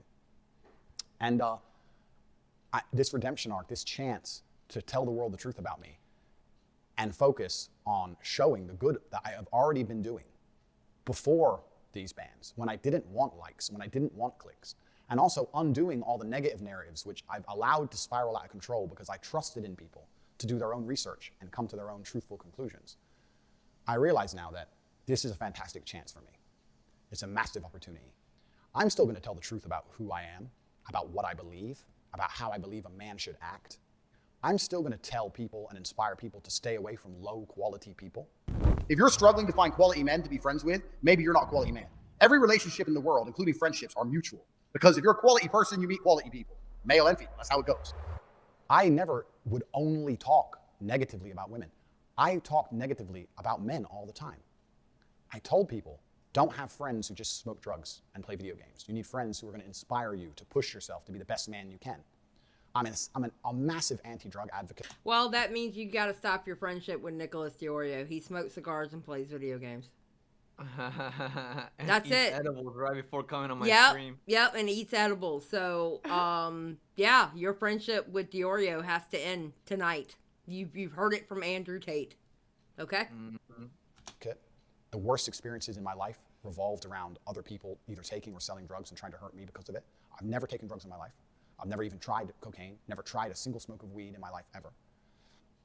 I'm massively anti-drugs. But when I do videos saying to men, avoid men who take drugs, avoid men who are disloyal, nobody comments on it. But if I say avoid having a girlfriend who takes drugs, avoid having a girlfriend who's disloyal, people call me a misogynist. But at the same breath, you said that it's actually acceptable. You said it in that date that you had with that girl that I covered. You said that it's more acceptable for a man to cheat on his girlfriend than it is for the girlfriend to cheat on her man. You literally said that. Wow. Yeah, he literally Really? said, no, he literally said that. He literally said it's more socially, it's also more, he thinks women should walk around with their body count on their forehead. And if that body count is too high, it's not good. Nope. Damn. Yes. So, along with the shit that he's saying now, because he does say that shit, he inserts that shit. I think no matter how many people you sleep with, it's okay. Like, you know, it's fine. Keep it under 10, keep it under 20, keep it however you keep it over 40. I don't give a shit. As long as you're faithful with me, I don't care. And use protection, ladies. Yes. I know you're horny sometimes. Don't forget to put that condom on. Yes, ladies and gentlemen, everybody use protection, please. Please. Uh-huh. There's a lot of crazy shit out there. But I mean, you don't... but he inserts shit like that. Yeah. You don't want pussy pox. Anyways. Hey, you stupid. It's not about gender. I'm just trying to teach people to stay away from low-quality, toxic people and just try and elevate themselves and create their reality to be around high-quality people and positive people, male or female. There's no gender associated. It's only the fact that the media, these people chopping my videos up, whoever they are, taking it out of context and only focusing on the times women were mentioned, which is a very small percentage, 2 or 3% of my overall content, and ignoring all the time I said the exact same thing about men or the times I loved women, and purporting this view. And I feel like this ban is the hard reset I needed to tell the truth. So for that, I'm thankful. I'm very, very thankful for that. What's next for Top G? Well, as I've said, I have built my dream life. I have everything I've ever wanted.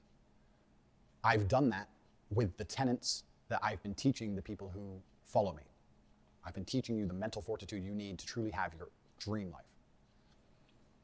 I was talking to Aiden Ross on his stream, and he said, have you...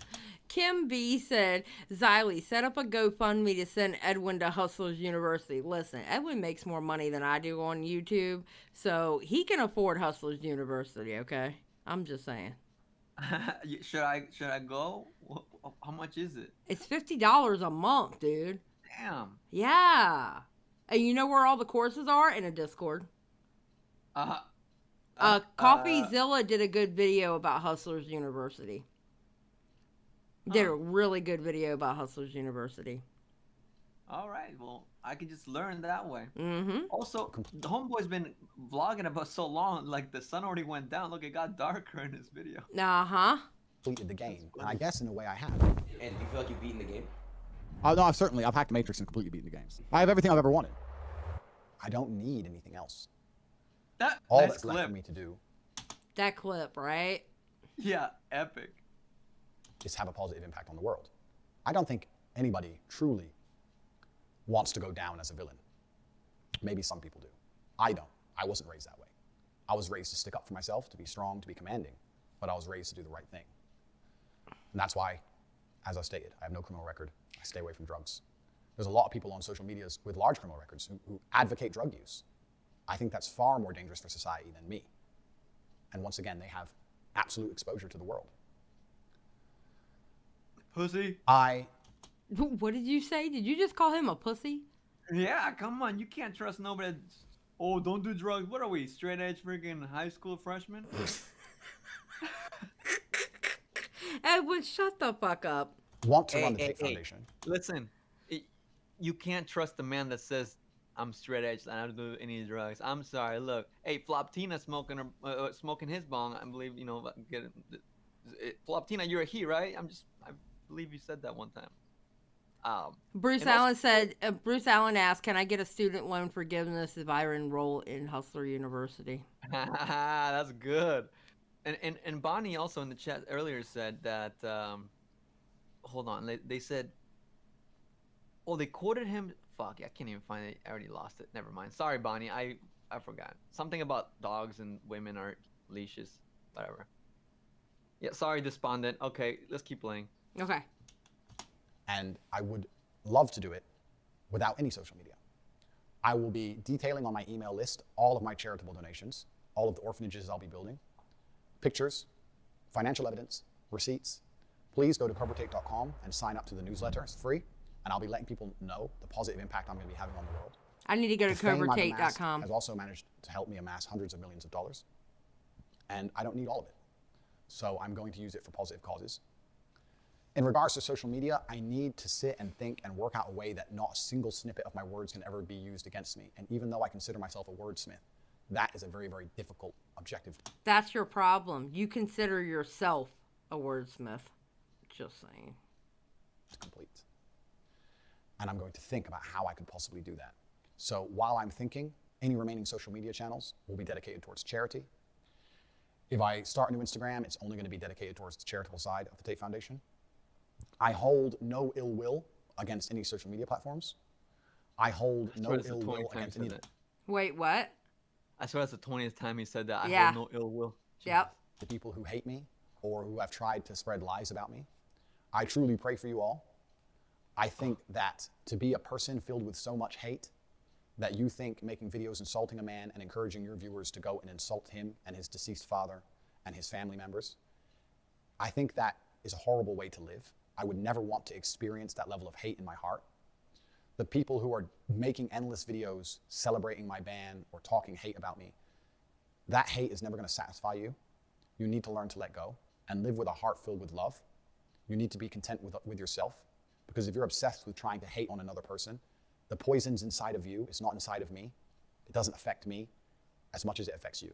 You can't. Yeah, you're the one. Well, I mean, granted, I'm watching it and responding to it, but you put up an hour, 13-minute video for something that you could have covered in like 10, maybe 15 minutes. Repeating yourself over and over and over again.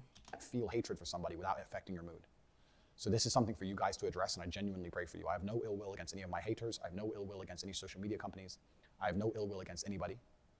To follow me and keep up with me, please sign up to the newsletter on CobraTate.com. What? How many times did... For real. Unreal. Unreal. Oh my God, dude. Anybody who would like to send me a message of support, I've already had hundreds of thousands already. Thank you guys so much. It's very reassuring to me in times like this to hear from all of you, letting me know that I saved you from depression, that I helped you feel better about yourselves. I'm the reason your marriage is working. I inspired you to send your son to the gym. I love hearing these things. And you can send me an email at the email address below, tate@cobratate.com. Please send it to me. I really love hearing these things. And knowing I had such a positive impact on the world is what's allowed me to ignore so much of this hate storm that's been purported. My social media presence is something that, if it remains, will be curated in a way that it's nearly impossible to be seen as a negative for the world. I'm a force for positivity and I'm a force for truth. This is the truth of my nature and the truth of my name. Oh my God. Anybody who wants comment or to reach out to me, you can find ways to do that. Any media organizations who would like to speak to me, you can do that through there's various PR. I would love to have a conversation with him. Ooh. A nice, cool, calm conversation with him. But he would never come on my channel because my channel's too small. You never know. I would love to have a like a literal sit down conversation where I can ask him specific questions and see how he answers them. I would love to have a conversation with him. We'll hit him up. Let's email him. I mean, I DM'd Def Noodles today. You gotta email this guy. What'd you DM Def Noodles for? I said, yo, I'll drive to LA if you agree to, like, you know, have a show on my show, come on my show the next day or something. Oh. I want to make my drive worthwhile if I go, you know. It's like a 6-hour drive. You know, I gotta find someone to watch my dog. Costly, you know. You know, Tipster's going to that thing. Yeah, but for him it's just an hour drive or something. Yeah. No, your drive. Well, I mean, Salvo's going all the way from Ohio. I know. If anything, like, that's like, I would go to kind of hang out with him. That sounds cool. But like, damn, it just, ooh, I gotta make it worth it. And I don't know. Maybe it would be cool. Maybe I could do a stream with Tipster and Salvo. That could be kind of cool. That would be kind of cool. I'm interested to see what happens when Salvo gets up there. Yeah. Oh, speaking of Salvo, so Salvo's got a decent show. What about Edwin's show, though? Do you think who's got the better one? Let me finish this damn video. I only got. Yeah, no problem. I got we're so close. a minute left. Yeah, we're really close. There'll be ways of contacting me. But I just want the world to know, in my final statement, that if you're a supporter of mine, and I know most of you are, please explain the truth in a respectful manner. Telling these hate-filled people that they're wrong and calling them names won't help. These people are not happy people, because happy people don't act that way. Tell them the truth. Show them that the content is out of context. Show them the long-format content. Say all the ways I've helped you. And I really believe by being a genuinely professional, logical, positive person, you guys can change public consciousness for me. And time is a beautiful thing. It's amazing how things change with time. And in the meantime, I'm going to enjoy my fantastic life, which I've managed to build with all of the tenacity and mental strength that I try and teach my fans. You know how to reach me. And I'll finish with a quote from my late father. My unmatched perspicacity, coupled with sheer indefatigability, makes me a feared opponent in any realm of human endeavor. Are you trying to keep up being like as viral as you are forever? Or not forever, but like for... This is stage one of a 3-step plan. So I'm going to be viral for a little bit longer, and then step 2 begins. The conquest is continuing. So this is just the beginning. It's like a lot of people are saying like you're gonna fall off soon. This is just your 15 minutes. No problem. What's your take on that? That's fine. What?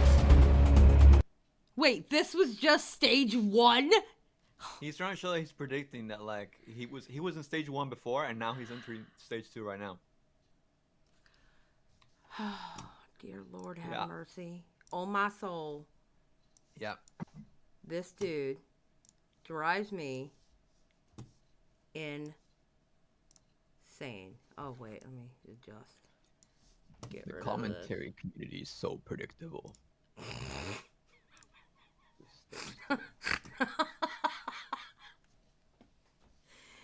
Dude, okay, so what am I answering now? All right, homeboy or salvo? I think it's kind of misogynistic that you're asking me, the woman on her own goddamn show, which one's better. Do you want me to ask you to pick between me, him, and yourself or something? I don't understand. Well, I mean, I'm not gonna. I'm gonna say I have the better show, obviously. Well, exactly. So why would I put you in the slot? I mean, okay, so okay. Oh, okay. So we're doing a deaf noodles thing. You're gonna lose anyway. Okay, I got that. All right. So you were doing a deaf noodles thing. You or Salvo? I don't know, because I think you and Salvo, and this is an honest answer, I'm not just pandering, okay? You and Salvo run 2 different types of shows. Mm-hmm. Which Seriously. one's more entertaining to you? Honestly, I think they're both equally entertaining. All right. I'm gonna tell you why. I'm gonna tell you why. Because it's 2 different type of entertainment. Salvo's is a bunch of trolling, talking shit, etc., etc. Yours is the conversation you have with either just Eva or other people who come up on your show about a particular topic. I provide top tier entertainment. Now, when you're drunk, that's when the shit talking starts. And I love me some drunk Edwin. All right, I you know what? Your last drunk stream, I wasn't able to stay because I was still out of town. And I was so mad. I was sober last one. No, it was the one before that. The one that I was out of town for. A little drunk. Yep, that was Yep. chaotic. A little drunk? No, okay. Yeah, that was chaotic for sure. I mean, damn. People really tipping for those damn shots. Yeah, they were. They certainly were, sir. Yeah, well, I don't want to be known for that. I barely ever do drinking streams, so maybe I'll do like once a month because it is fun. It was fun.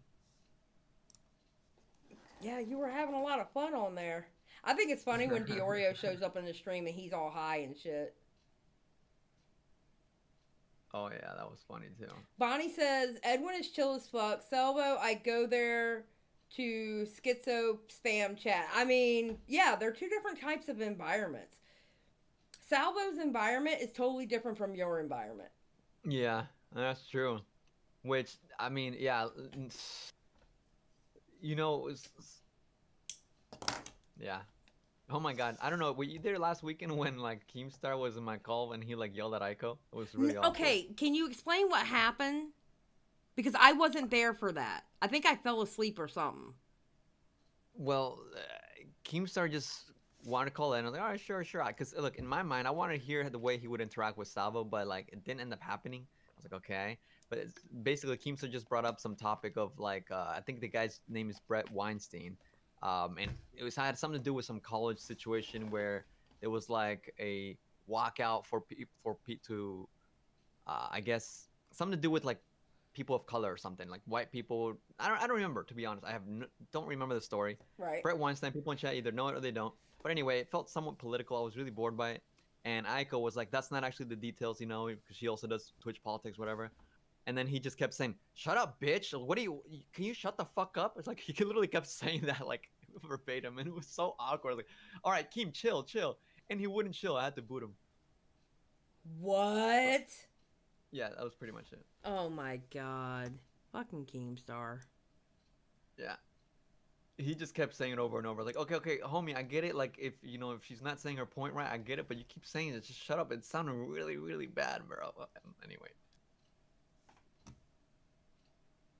You don't explain correctly? All I said was the point. he just kept saying, shut up, bitch. I don't even need to explain the story. Like, if you're on my show and you keep telling one of my other guests to shut up that way, I don't tolerate it, you know? 'Cause Yeah. I was very bored, like, by the entire thing.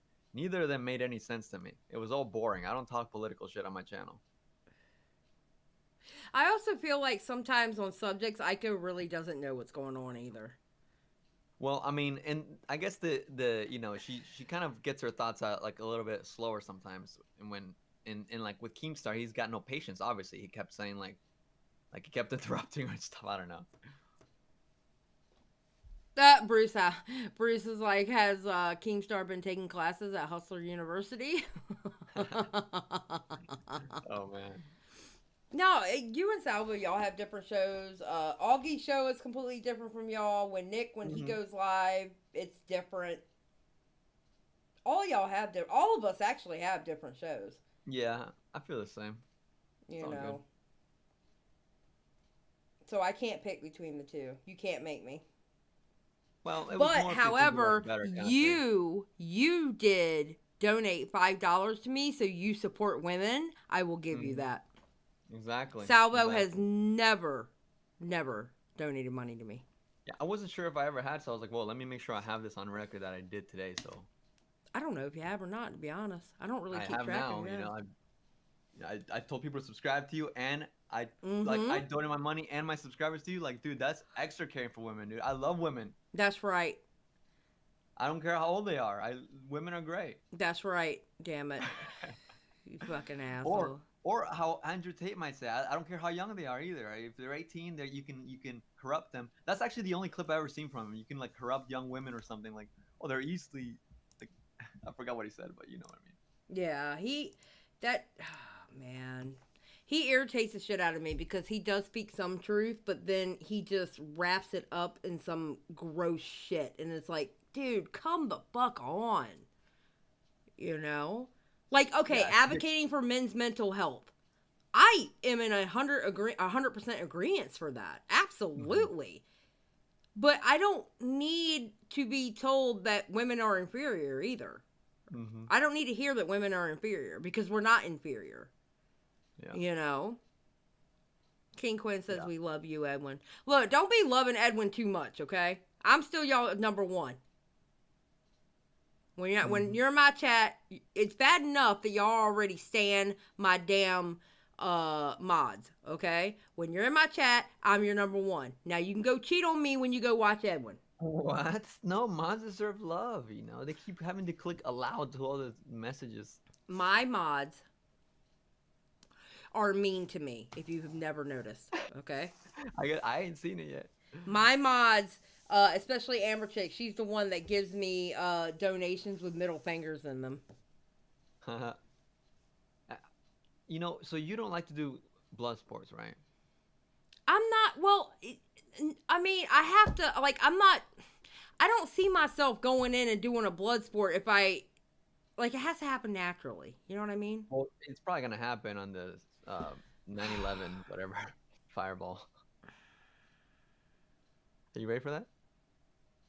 I talked to Dave and I talked to Matt, and I'm like, after a show, right? And I was like, do you honestly think I should do it?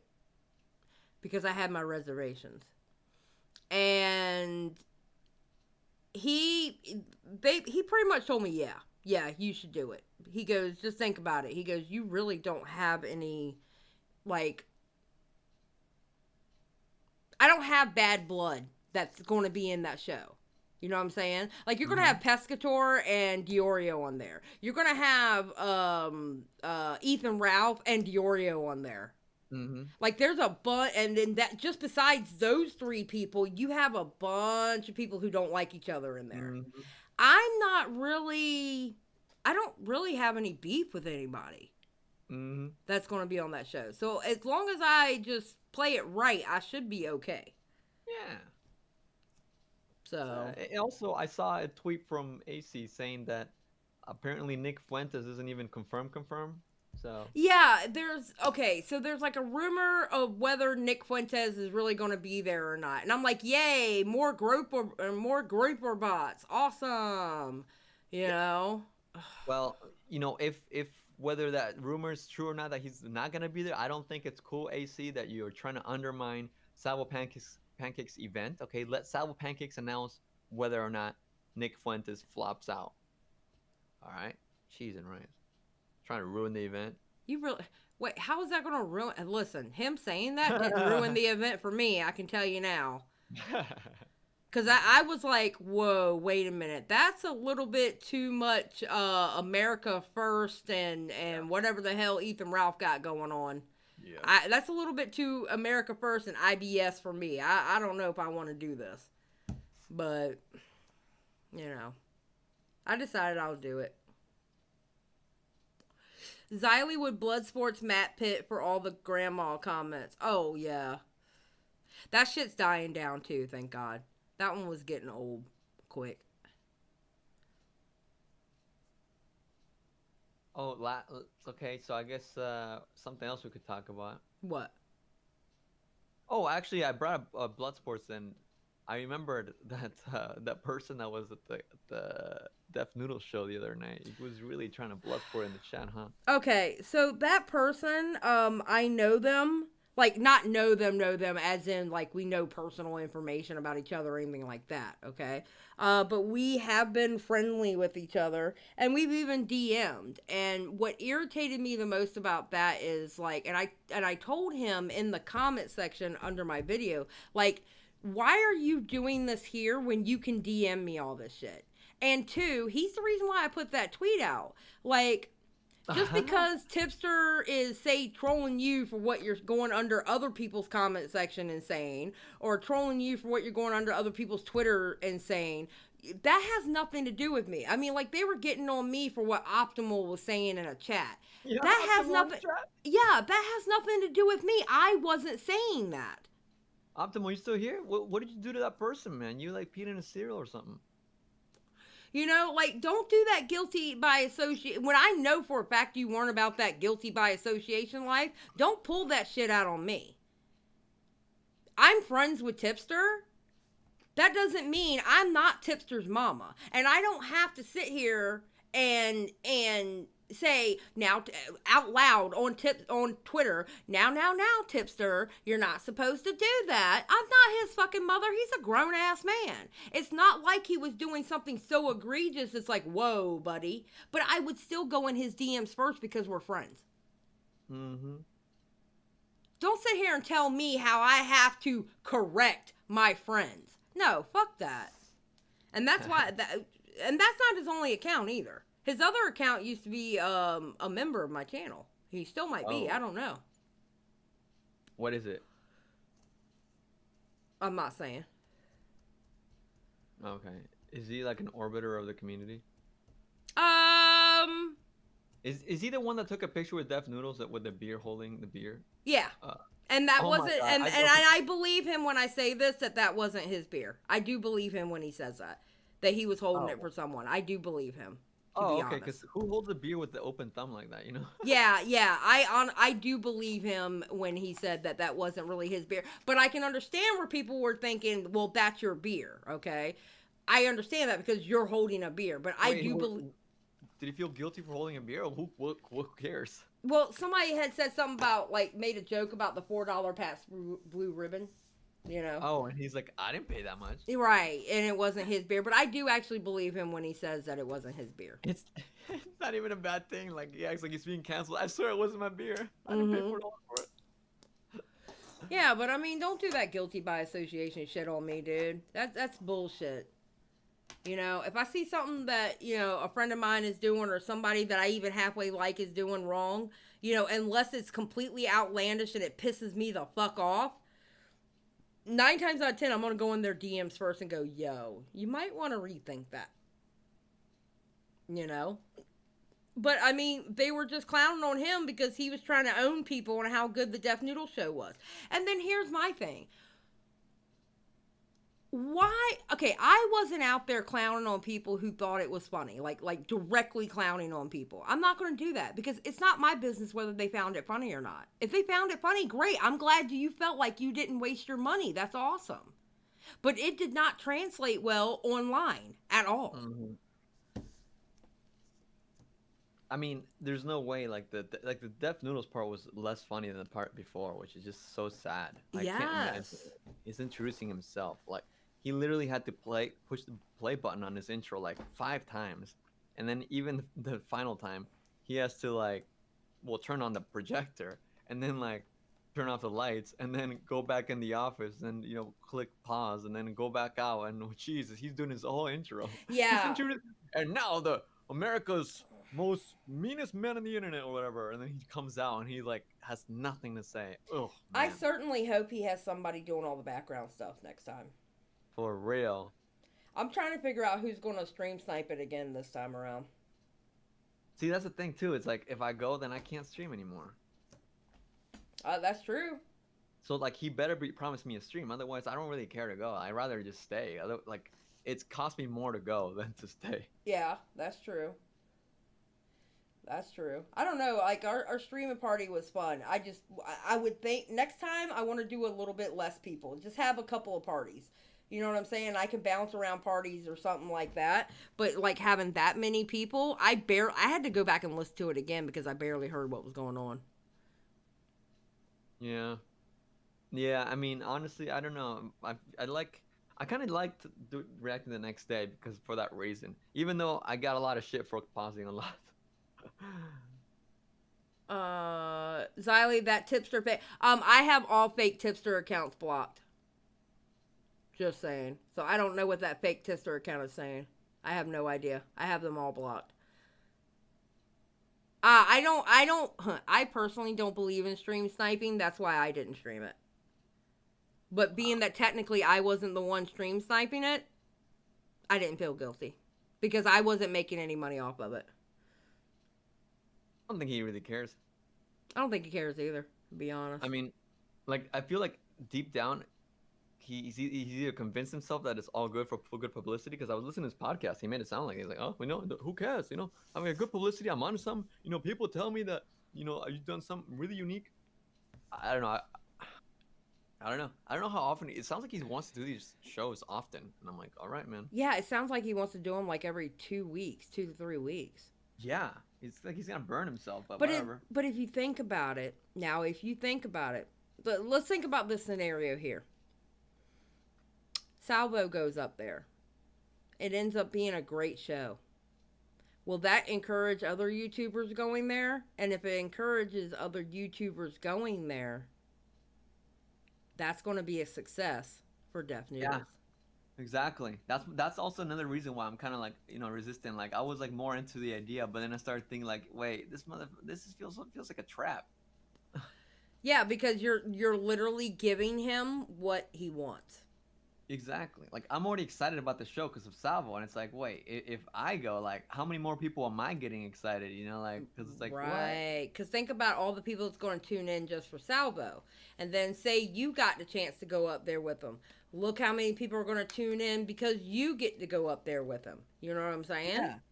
Exactly. Because I'm not that good on the spot, to be honest. I don't mind, but I would definitely like rehearse and write down some good jokes because it wouldn't be too hard. I mean, I could just say like, hey, you want to make out? Are you from Detroit? Lol, there you go. Yeah, that's true that. But yeah, we're literally like enabling and like endorsing a show to be more successful. Yeah. And there are some concerns about that, and some people are not happy about Salvo going up there because they feel like he's legitimizing him by doing that. I mean, he's doing it early on, so I think that's okay. But yeah. And yeah, just like what Davida just said, you're validating him if you go. Yeah. So I don't know. If Deaf Noodles is dumb enough to host it on Twitch too, like that would just be straight up stupid. Especially because Sal was going hello. Yeah. Oh dear God. Oh dear God.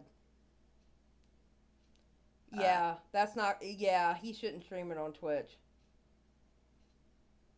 Well, Despondent, I'm pretty sure he would have already looked him up or have some idea about him because he wants to write jokes about him. Well, and he replied to his DM pretty shortly after. It looks like. Let me go back to Sal's DM.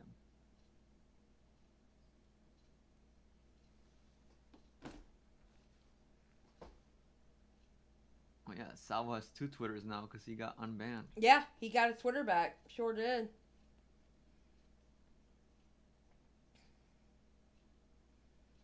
Well, Despondent, she was unprepared because she didn't know she would have to go up against Steph. They didn't know. I saw the podcast afterwards, and yeah, she didn't know. They didn't know what was going on. He didn't explain anything to anybody. Bruce, you're streaming it? Okay. I mean, I would love for a couple of people to stream it and we could just get them in, get them into a call. But that many people last time, no. Right, yeah. That was too many fucking I felt people. That. It's too chaotic, too. No, honestly, and even with my stream, like, the next day when I reacted, I only had, like, Eva, Aiko, and Rebzilla. And I feel like even that was a little bit too chaotic. I feel like 3 at max. Well, at least for me. Like, because it's hard to navigate sometimes as a host, like, when to, like, because I don't want to tell people to stop talking, but, like, I like pausing. I like my pauses because when I pause, I know what I want to say. Yes. But then, like, if somebody else wants to go on a spiel, I don't want to interrupt them. But then chat might be complaining, like, hey, come on, click play. But I'm like, So I would probably limit if I react again to, like, 3 people at max co-host. Yeah, so. But I won't be stream sniping it because I don't really believe in stream sniping, to be honest. Yeah, I'll probably stream the next day. Yeah, I'll probably stream it the next day also. Because that way also I already know the good parts. Okay. Def Noodles has only made 1 tweet since I DM him. So I don't think he's ignoring it yet, but we'll see. If you don't reply to me tomorrow, then I'm going to give up hope and I'm not going to make my plans. I'm not going to try to drive over there. Oh, did you see, where, I haven't seen it yet. Let me come on the podcast and talk about what went down. What?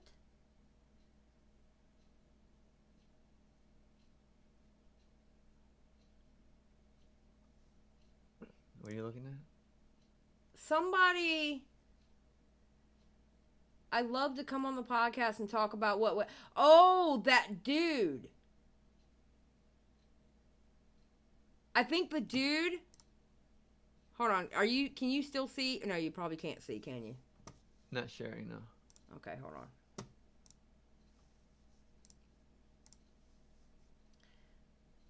All right. That dude who went into Gabby Santa's house. Yeah, he went under, oh, Ethan. shit. Yeah, I saw a tweet. Oh. Yeah, and he tweeted also, like, I'm at her house. Like, it's so fucking weird.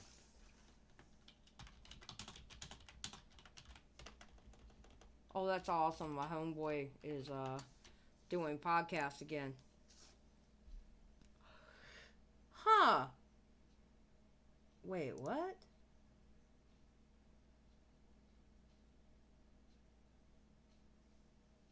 Significant other included. What does S/O mean? Shout out. She shouted you out or something. Oh, she did? Oh, I'll have to watch it. Let me bookmark it.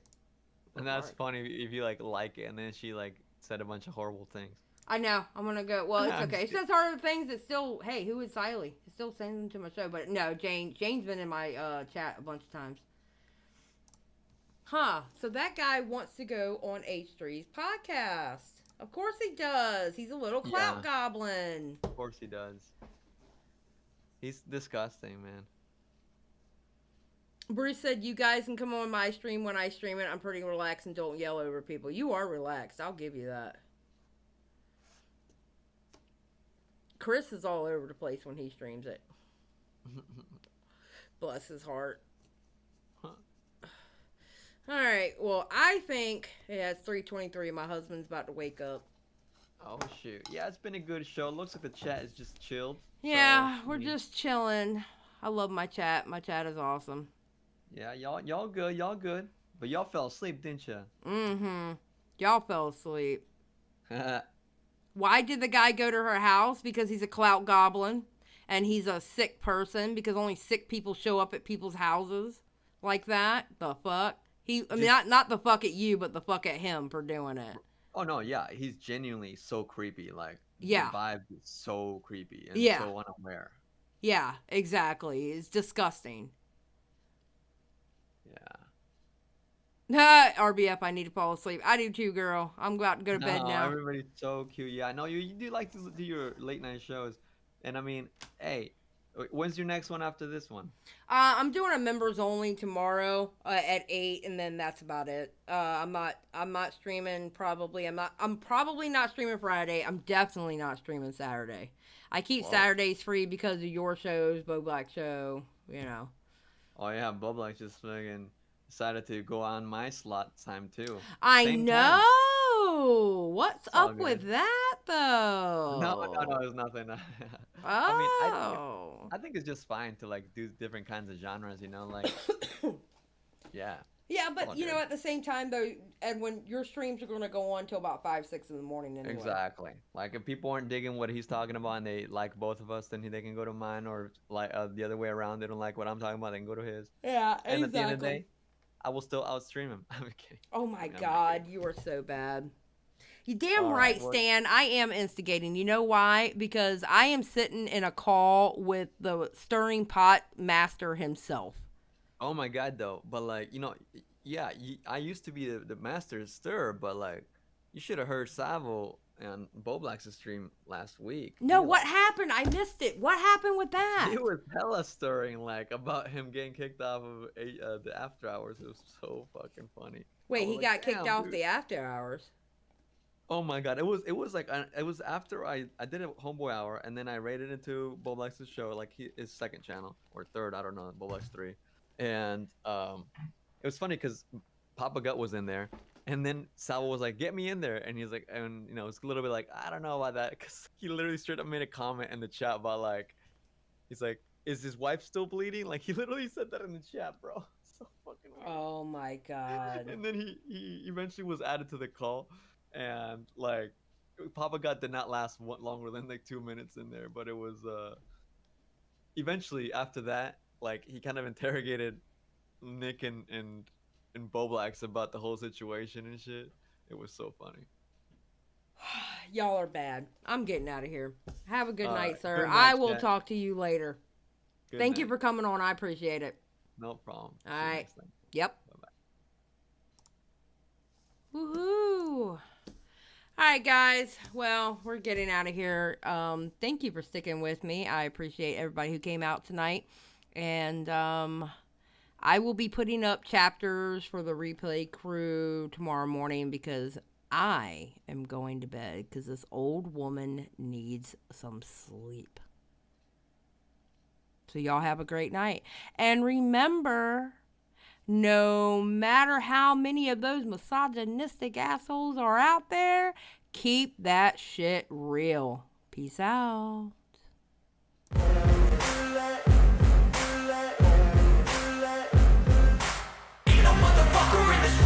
Like me, open up your eyes and insert a little rising. You don't have to love me, you don't have to like me. Got enough love in myself, in my psyche. You should have the same in your brain nightly. If you wanna taste, bitch, you can fucking try me. If you wanna hate, bitch, you know where to find me. And if you're going hate this, you can fucking bite me. I'll be cruising in my lane fast, call it high speed. I've been working hard, yeah, I've been working nightly. If you think you'll win, ha, not fucking likely. I be taking shots, yeah, cold-blooded, icy. Watching numbers grow is what I call sightseeing. In the front row, run it up when they hype me. The following grows, they know how to ignite me. Call me CEO, I've been running shit right, see. And I ain't playing games, I create my own lane, making pleasure out of pain, turning losses into gains, I'm the boss, I'm making change. I've been rocking this exchange, popping off and risking things, gonna make a fucking name. I just wanna be famous, but I don't want that cheap fame. No, I'm not that vain, I just wanna be greatness. I just wanna be greatness. I just wanna be greatness. I just wanna be greatness. Ain't no motherfucker in this world can do it like me. Open up your eyes and insert a little rising. You don't have to love me, you don't have to like me. Got enough love in myself, in my psyche. You should have the same in your brain nightly. If you wanna taste, bitch, you can fucking try me. If you wanna hate, bitch, you know where to find me. And if you're going hate going off every chance I get. I don't really take a loss, well, I'll admit. That's why I'll make it to the top, yeah, I commit. And no, I'm never getting lost, I get after it. Investing in my own stock, cause it's faster than any crypto hits go, let me spend. Everything that you see is something I invent. And it's only a percent. I'm gonna take shots. If I miss all, forget it. I'll take a fat loss just to learn all that's in it. I'm taking snapshots, learning how to fall and get it. I'm getting back up, always stand tall, don't sweat it. I never back up, I don't miss a thing or regret it. I'm always learning, you could call me academic. I'm always working, never been apathetic. Bad energy is like a poison, needs some antiseptic.